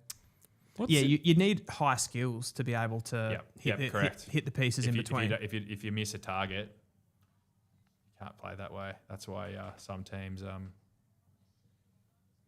play a more congested game. I remember a team that did this. I'm not sure if you remember the Adelaide team of 2017-ish, where they would score 140 points some games at Adelaide Oval. Yep. And they would kick a ton of goals from the goal square, the Jenkins and these guys, because they would play this lengthened style. But they had some skillful players. They made a grand final, clearly, so they must have been pretty skilled to get through and execute that game. So I don't think Carlton's got the skill level to do it. Yeah. Well, that team, I do like. It's funny when I remember Jenkins as a player. What I actually do remember about him is like often running into an open goal. Yeah, exactly that. Yeah. So he clearly had the ability ahead of the ball. He was a good runner too, wasn't he? I think so, yeah. But Eddie Betts and these talented guys, sort of high forwards, and who else was there? Mids. Crouch was pretty skilled. Sloan. Yeah. The personnel probably allowed that they could get through that mid-attacking mid-region to get the bunny hop effect or the leapfrog to get the goal in the goal square. Yeah. I don't think Carlton had the skill to do it, which is what they've been touted as the last few years is not skilled enough, isn't it? Totally. Yeah, it's ball use. Yeah. Sheldrick's capping off a nice pre-season and a pretty good game today with that nice goal. He's had a good game. Yeah. Still not 100% convinced on him. No, but I'd say he's like taken a step so far in 2026. It's a good start for him. Yeah. For sure. Tom, I remember 2018 was the first year I started making content, and I remember making a video halfway through 2018 that Tom Mitchell is going to win the Brownlow medal. Ended up looking fantastic because it happened. But point being, I remember it being You're like, that's the end of the story. Yeah, I just want to let you guys know I was sick. And the Eagles won the flag, by the way. I was going to ask, what was it like? Because I feel like you were a Brownlow favourite for like the entire season. It was talked about. What was that experience like? And was winning a Brownlow something that was playing on your mind throughout the year? Was it something you always wanted? Great question. Yes, I felt the anxiety around it because I felt the expectation to win it from pretty much round 3. Wow. Because in the end, first 3 games, I went 9 votes. So it was mine to lose from then. Shit. To the point where the last 2 games of the year, like I was so anxious about it that I it was in my head that I was playing frantically and even little things like probably not spending enough time with the ball and just flicking balls out and just So I remember I called into a meeting that with Clarko, I think Sean Burgoyne, Ben McAvoy, and they said, look, we've never had a player that's been the favourite to win the Brownlow, but clearly we can see it's having some sort of effect on you. But then we just sort of as soon as the home away season was done, it was always relief. It was like, all right, that's dealt with now. I don't have to think about that. And then we're going into a finals campaign. So we just addressed it, which we're all on the same page with it. It was not something that we had to deal with as a club or I had to deal with as an individual with the pressure of everyone thinks I'm going to win it. There's nothing I can do now. The games are done. We're going to finals. Let's get on the same page. So, do you think that's something that, for example, I reckon Nick Dacos has to have that feeling almost every game he plays. Yeah. There's so much expectation and it feels like he has to do. It's been a big story, obviously, in the off season. He seems to have to do a lot because of the expectations that he's kind of put down. So then everybody wants him to play better and better all the time. That's something that he does deal with is the expectation. He feels like he has to shoot the lights out every week. Yeah. Yeah, he looked flat when he didn't win. Yeah. Don't always see. Which is, I remember watching Gary Ablett some counts and seeing the devastation in him when he didn't win it and should have won it a few times. You can see him at the table and you can't deny that it's an award people want to win. That's true. Did you have nerves on the night, during the count? Yeah. Yeah. Yeah, I think I was a short favourite, maybe $1.30. Yeah. And I think the next was Dustin Martin, maybe at $8 or $9. I was like, it was mine to lose. So I was like, yeah. Wow. Must change the entire night. You'd almost love going into a Brownlow where you just didn't have to think about that and you can just enjoy the night. Yeah. As well. Oh yeah, it's a cool night, that's for sure. Was it a big night? Not as big as you would think. Maybe 2 a.m. Okay. Yeah. And then up at 6 for media. Is that right? Oh, no. First media commitment, 6 a.m. Were down. you able to play it, keep it low key? I actually or did. did you go pretty hard? No, I kept it fairly low key. I don't know why. Don't know. It was a smart decision, probably. It was. Probably the 6 Whereas a.m. I've media done, commitment. I'm going to throw him under the bus, but Crippo, when he won his first one or his second one, I was in his room with his manager, Matty Bain, a few other guys. We ordered room service on Paddy's room. We're like, mate, you can pay for this. We got heaps of burgers and chips and beers sent up to the room at 5 a.m. Then Cripper basically had a shower and went straight to the media commitment. I reckon he laid down. He's like, I need to close my eyes for 10 minutes. Close his eyes, alarm, shower, and we're still laughing at him. Walk out the door at about 5:45. I actually remember him going on. I don't know if it was Sunrise or something like that. Yeah, his eyes look. We were watching it from his hotel room. His eyes are closed. He looked terrible. He looked absolutely he looked terrible. shit house. That's so funny. I wouldn't have thought they'd make you do it that early. That is brutal. That's brutal. Yeah, I was for Sunrise. Yeah, that makes Yeah. sense. Yeah, literally. This has just turned into an absolute stinker, hasn't it? It has. What's the margin out here? 57. How's the roller coaster of this game is a microcosm of what it's like to be a Carlton fan, It is. right? Halftime jubilation. Well, maybe not jubilation, but I genuine reckon excitement. there was huge optimism. The lid would have been just. My prediction here was I was getting pretty excited about Yeah. that. So imagine a Yeah. Carlton fan. But I tell you what, a 22-point lead in the third quarter does not pay the bills, Dylan. That's good stuff. That is excellent stuff. But we have seen a different direction here for Carlton tonight. Some of the things you've pointed out, Tom. Is this Reedy? As Reedy. Oh, Reedy and weep almost. I'm going to stop with the puns. That's a lie. Bit of celebration on the bench here for Kerno. Kerno's got 3? I wouldn't say a particularly big impact. No. He's had 3 goals too. Oh, he's 5 shots at goals more than I realised. I suppose. This game was one for them in the third quarter. Oh, it easily, was yeah. Heaney, Goulden, Warner. Got a little glimpse into McInerney. what Sydney can be. They went absent a little bit 2025, and this is a comprehensive victory in the second half. Demolition. I mean, I think, like, let's be honest. I think most people have been tipping Sydney to have a bit of a rise this season, right? What do we have? You had them top, didn't you? Yeah. Yeah. In your predictions, I had them second, so Yeah. right up there. I was going to ask a question. How good do you think McInerney can be as a player? My mind went to Oscar. That's a good question. I probably slept on him a little bit because there's so much talent at the Sydney Swans. He has looked outrageous tonight. 3 goals, 1, 28 disposals, nearly 500 metres gained as I look at my screen there. But yeah, I don't know. It's hard to say. Sort of look at him. There's so many weapons at Sydney you got to close off first. Yeah. Wow. Oh, That is. who was that? I think it was Rowbottom. It's embarrassing for Carlton, isn't it? Yeah, That's it's definitely Like heads of having drop. 130 points put on you. And they were goalless at quarter time. I'm just thinking about the comments that are going to flood into our predictions. Your predictions. Your predictions. My predictions. You know who actually, like, if they were going to give votes to a Carlton player tonight, Pitney, his stat line is good. Okay. 3 goals, 18 possessions, 16 hit-outs, 8 clearances. It's pretty not bad for a losing effort. There, isn't he? McInerney, should we have an attempt at votes? McInerney might get 3 goals and 29. I think you'd have to go Mac. I've got Gordon at 2 then. I like that. How many's, not that it matters what his stats are, but just while we're here. Hang on. 2 and 26. Okay, that checks out. Jaggers had 26 on debut. Has he? Yep. I thought he'd actually been, like, he had a good start. And I thought he was a bit quieter. Warner's just kicked a goal. Yeah. No, he's gone across the face. Who's a good player comparison for Justin McInerney? I hate when you put me on the spot with these. Yeah, I'm sorry. I like this though. You completely bamboozled Kaltumi the other day with. I know. I was like, who do you He's think he plays? Like, yeah. oh, shit. He's like, I got nothing for you. And I don't know. I like player comparisons. Yeah, so I'm I'm a not good at fan. them. I'm really not good at them either. And now that Kaltumi said that he doesn't want to answer, I'm also going to do that. Oh no. But- You're not allowed to do that. This is probably like the best game I've ever seen him play. Yes. I don't know if that's necessarily career best, but it must be close.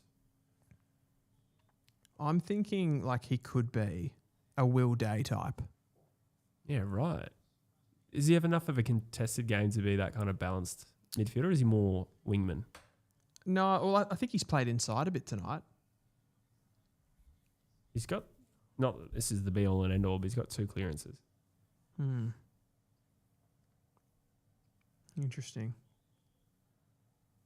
It has been a procession, and Yeah, it's don't know. true. He did, to be fair on him though, in this particular game, he kind of did light the fire. Like I feel like he was kind of at the start of that chain of goals that happened in the third quarter. Yeah, but did he? Like, I'm actually struggling to remember. Did he generate them, or did he get on the end of them? No, he got on the end. Yeah, But there was, there was some sort of like, I think there was one where he sort of got out the front of the stoppage. But yeah, probably. I mean, I remember there was that one that Warner won the big contest ahead of the ball, and I think he got on the end of that. Heaney had, so you're probably right. Carlton still plus 18 in contested ball. That's pretty one-sided. It just shows it did not matter at all. It doesn't matter. But total disposals have evened right up. Geez, Mackay hasn't been much of a, No. Nah, struggled. I mean, not the conditions for him, to be fair. No. Spaniard in sideline says, looking at Pommy and Oz at halftime to now is whiplash. It's a Carlton content creator who'd be live streaming this game right now. It's just Oh, What did he yeah. say? Sorry. he said his reaction at halftime to his reaction now is like whiplash. It's just right, complete yeah. switch. Yeah, Carlton. You do feel bad for them. They've I won think- one of their last 12, now 13 games at the SCG. Yeah, wow. Wow. Wonder how they'll go with this new game style playing at the MCG. That's true.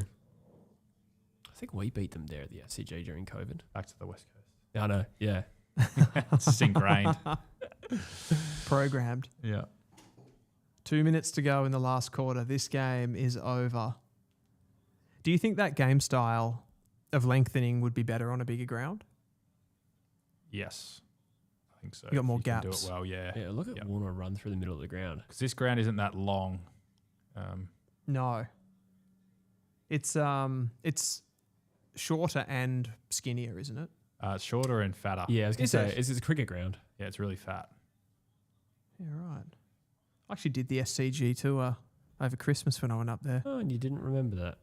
Harry Dean looks a player. Yeah, he does. Competes. Did he surprise you going pick 3, or did Yeah. Carlton feel obliged to take him because he's father's son, in your opinion? Oh, do they feel obliged? I think you're always gonna match. Yeah, especially because like Why? the points they prepare, like there are a bunch of later ones. There are a So, bunch of like, later picks, so then like you never truly have to pay pick 3, if that makes sense. Yeah, Right. because Because you you- paid with late But first. would you, if so- it was you, would you have taken like who came at 4 and 5? Would you have taken them instead? Yes. Yeah, I would have. Who were But they? that would have been. Cooper But Tyler. Carlton don't get to do that if they don't match. Yeah, They don't just Oh, get. sorry. They don't just get whoever. Gotcha, because they didn't have that pick. They didn't have that pick, so you Oh, kind well, of you definitely do it then. you do it. Yeah, exactly. So Yeah. it's kind of not a question that they had to answer. It was Do you pay a higher unusual. price because you guys pick 3? Like even though they're later picks, You do. a You do. higher You pay price. more. Yeah. You pay more points, so you lose more of your picks. From what I can see, he's going to be a player anyway. yeah. If he competes this well as a first gamer, Yeah, and I know a lot of people that did have him very, very high. It was a curveball that West Coast bid on them that high. I think a lot of the mocks were sort of like Definitely. bottom half of the top 10. uh-oh. Yep. Or Roses Jr. I like this guy. Yeah, he's got some good movement.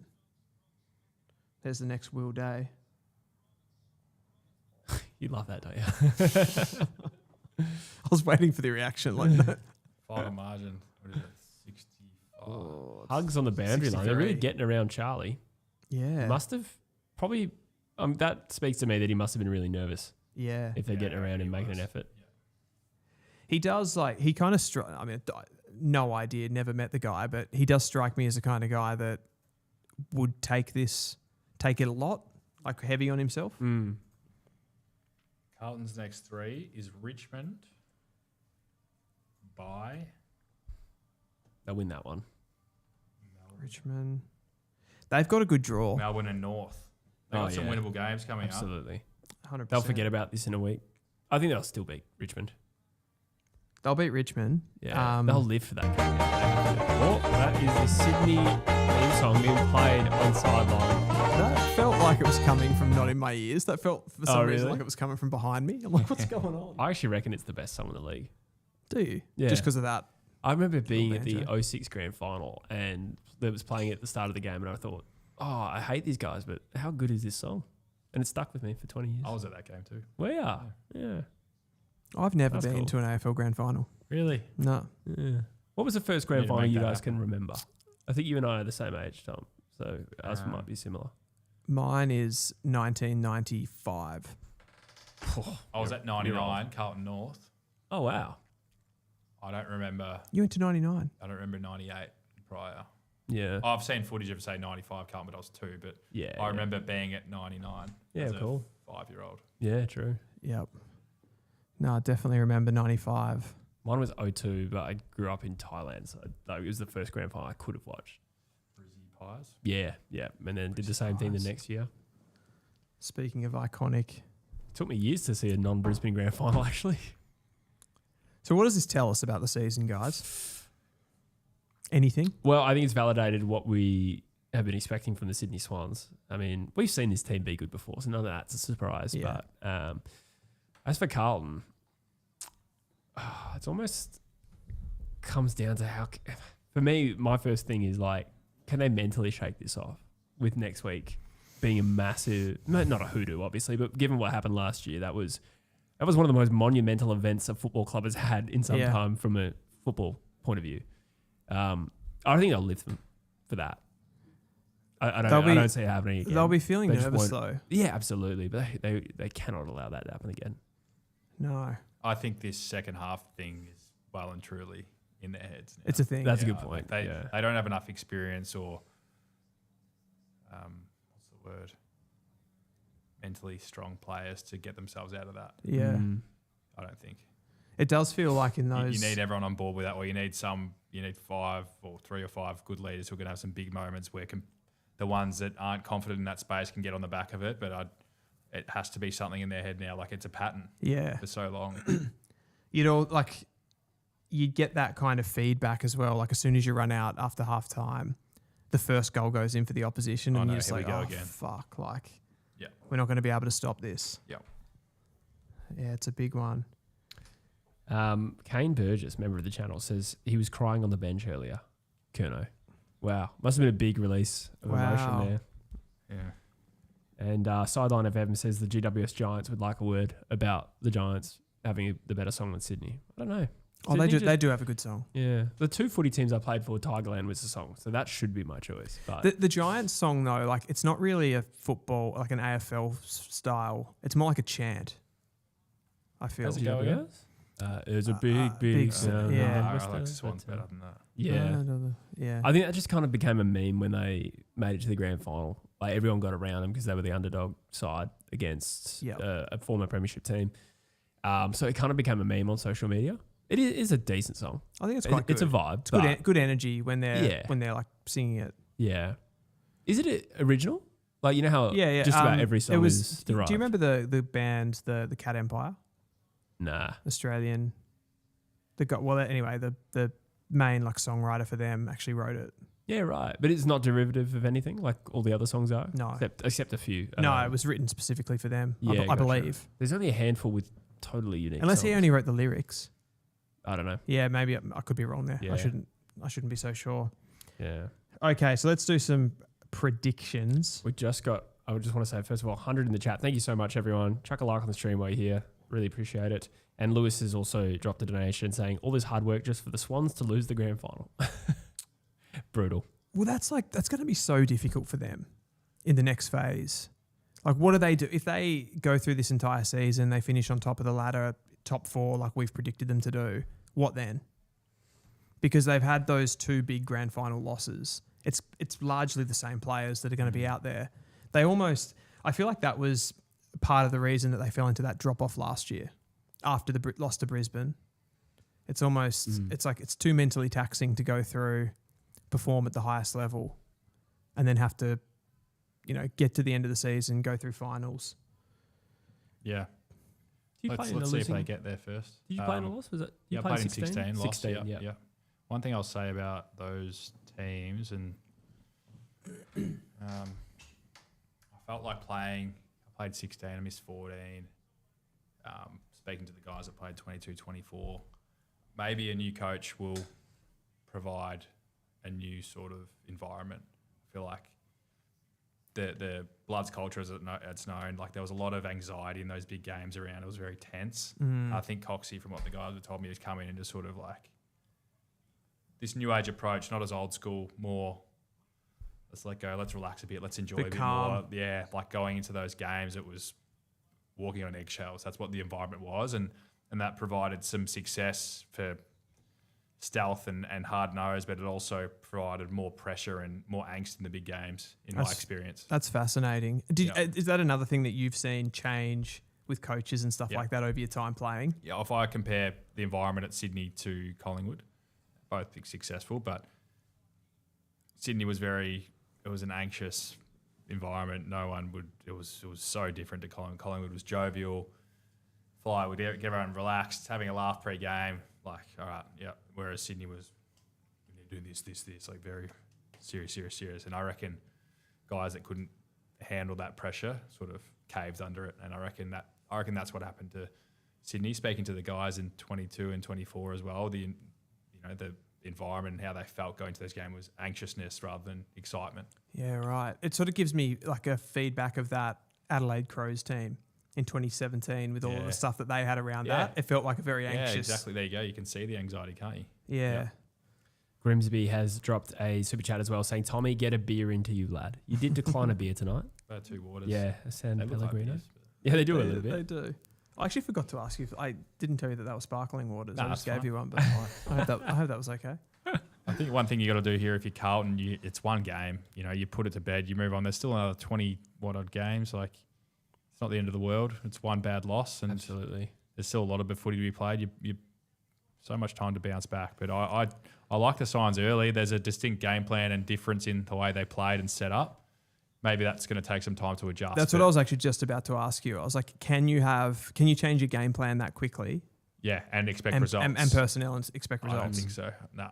You see teams even in other sports and in the AFL as well. Like I remember, if I use a basketball reference, I love basketball, but I remember when the Miami Heat formed the Big Three, LeBron James, Dwayne Wade, Chris Bosh, they were their record was around 500 until they figured it out. And they had the best team on paper, or they just couldn't quite figure the synergy out. And when they figured it out, then they figured it out. Not saying Carlton is LeBron James. They're far from it at the moment. But even for the best players in one of the best teams in world sport at that time and probably ever, it took them a season to click. Yeah.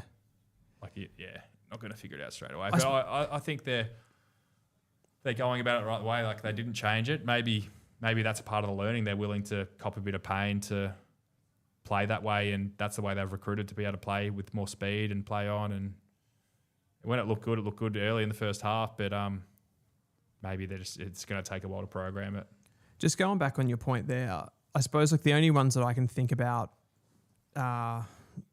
opposing that are like, say, when Craig McRae came into Collingwood, obviously that was a big shift. I think the Pies had finished 17th, was it? I was going to say 15th. They finished 17th. He comes in, they make a prelim final. Do you think you could see anything like that?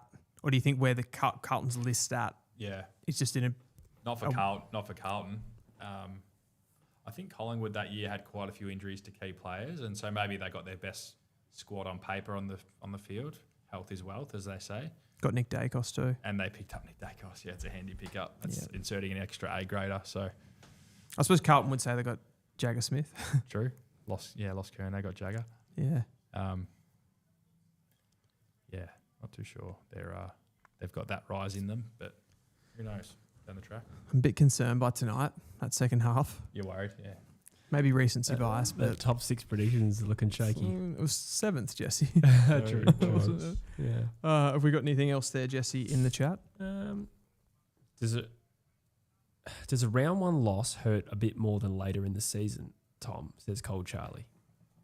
The round 1 loss hurt more? Yeah, I guess does it get magnified a bit more? I would say it hurts less because you can put it to bed knowing there's so much footy to be played. Yeah, fair. That's my experience. Yeah, it depends as well exactly where you're at in the season. I suppose like round 23 when you're a finals contender, it's probably a bit different to, if you're if it's mid-season and it's accumulative losses, it becomes more demoralising, being like, let this nightmare end. Yeah. Or late in the season. But if it's the start, there's still a bit of hope. I've just had a question pop into my head. There's like pretty much at the start of every season, players come out and they get asked about the expectations on the team, and they're usually very positive. And I always wonder how much that positivity is real. Yeah, or fabricated. Well, what else are you going to say? Yeah, I know. You're not going to say we're going to be shit. We're bottom 4, we're going to be shit.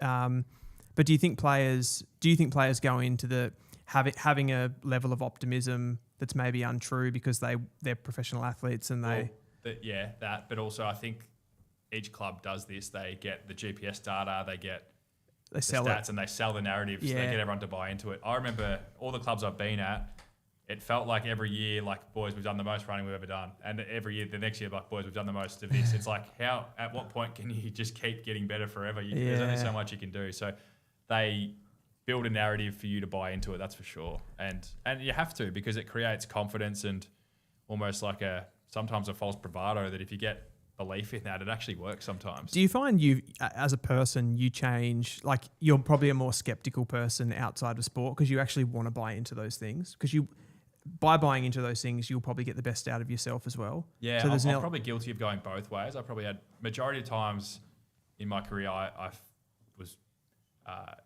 in the trance and bought into it, and sometimes in teams I was sort of, I should have been more skeptical and realistic, but other times you get in that trance of belief and you ride it and you win and it creates something. So I like the fact that I was a part of teams that were like that. But I think when you know when you're on a shit team. Yeah. I think you know. West Coast. Hey, I didn't mention it this time. That's all you. I'm bringing it back to the Eagles. Yeah. Bringing it back to the Eagles. All right, guys. Tom, you have been legendary tonight for us. Thanks for having me, boys. Good fun. Thank you so much for jumping on the podcast, and you've answered thousands of questions. We've bounced off each other. Well, I've really enjoyed it. I've enjoyed the the Lord of the Rings and the Harry Potter references. And the West Coast trivia. You should see his YouTube and West Coast. Google searches. Google searches. Yeah. Lord Farquaad. Yeah, that's it. No, he's a real favourite. Do you want to give anything a plug while you're here? Like ball magnets and... No, that's you guys naturally did it anyway. Yeah, fair. That's a new show that Jack Ginnivan and I are doing together is Ball Magnets, the Titch and Guinea show, and essentially our point of difference or what we'd like to be in the market, and glad that you've recognised it, is we want to provide analysis from a player currently playing and a player who's just been removed, myself and Guinea, the current player, and teach, educate on terminology, why teams play a certain way, why tactics are instilled a certain way, and give the fan the access from players that are most current to it. Love it. Love it. When I saw it, I'm like, this is exactly what the AFL needs right now. So get yourself over to Ball Magnets and watch that. We will wrap this stream up, guys. Sydney have defeated Carlton in the opening round, 132-69. It looks like the Blues could be having another tough season. We'll see you in the next one.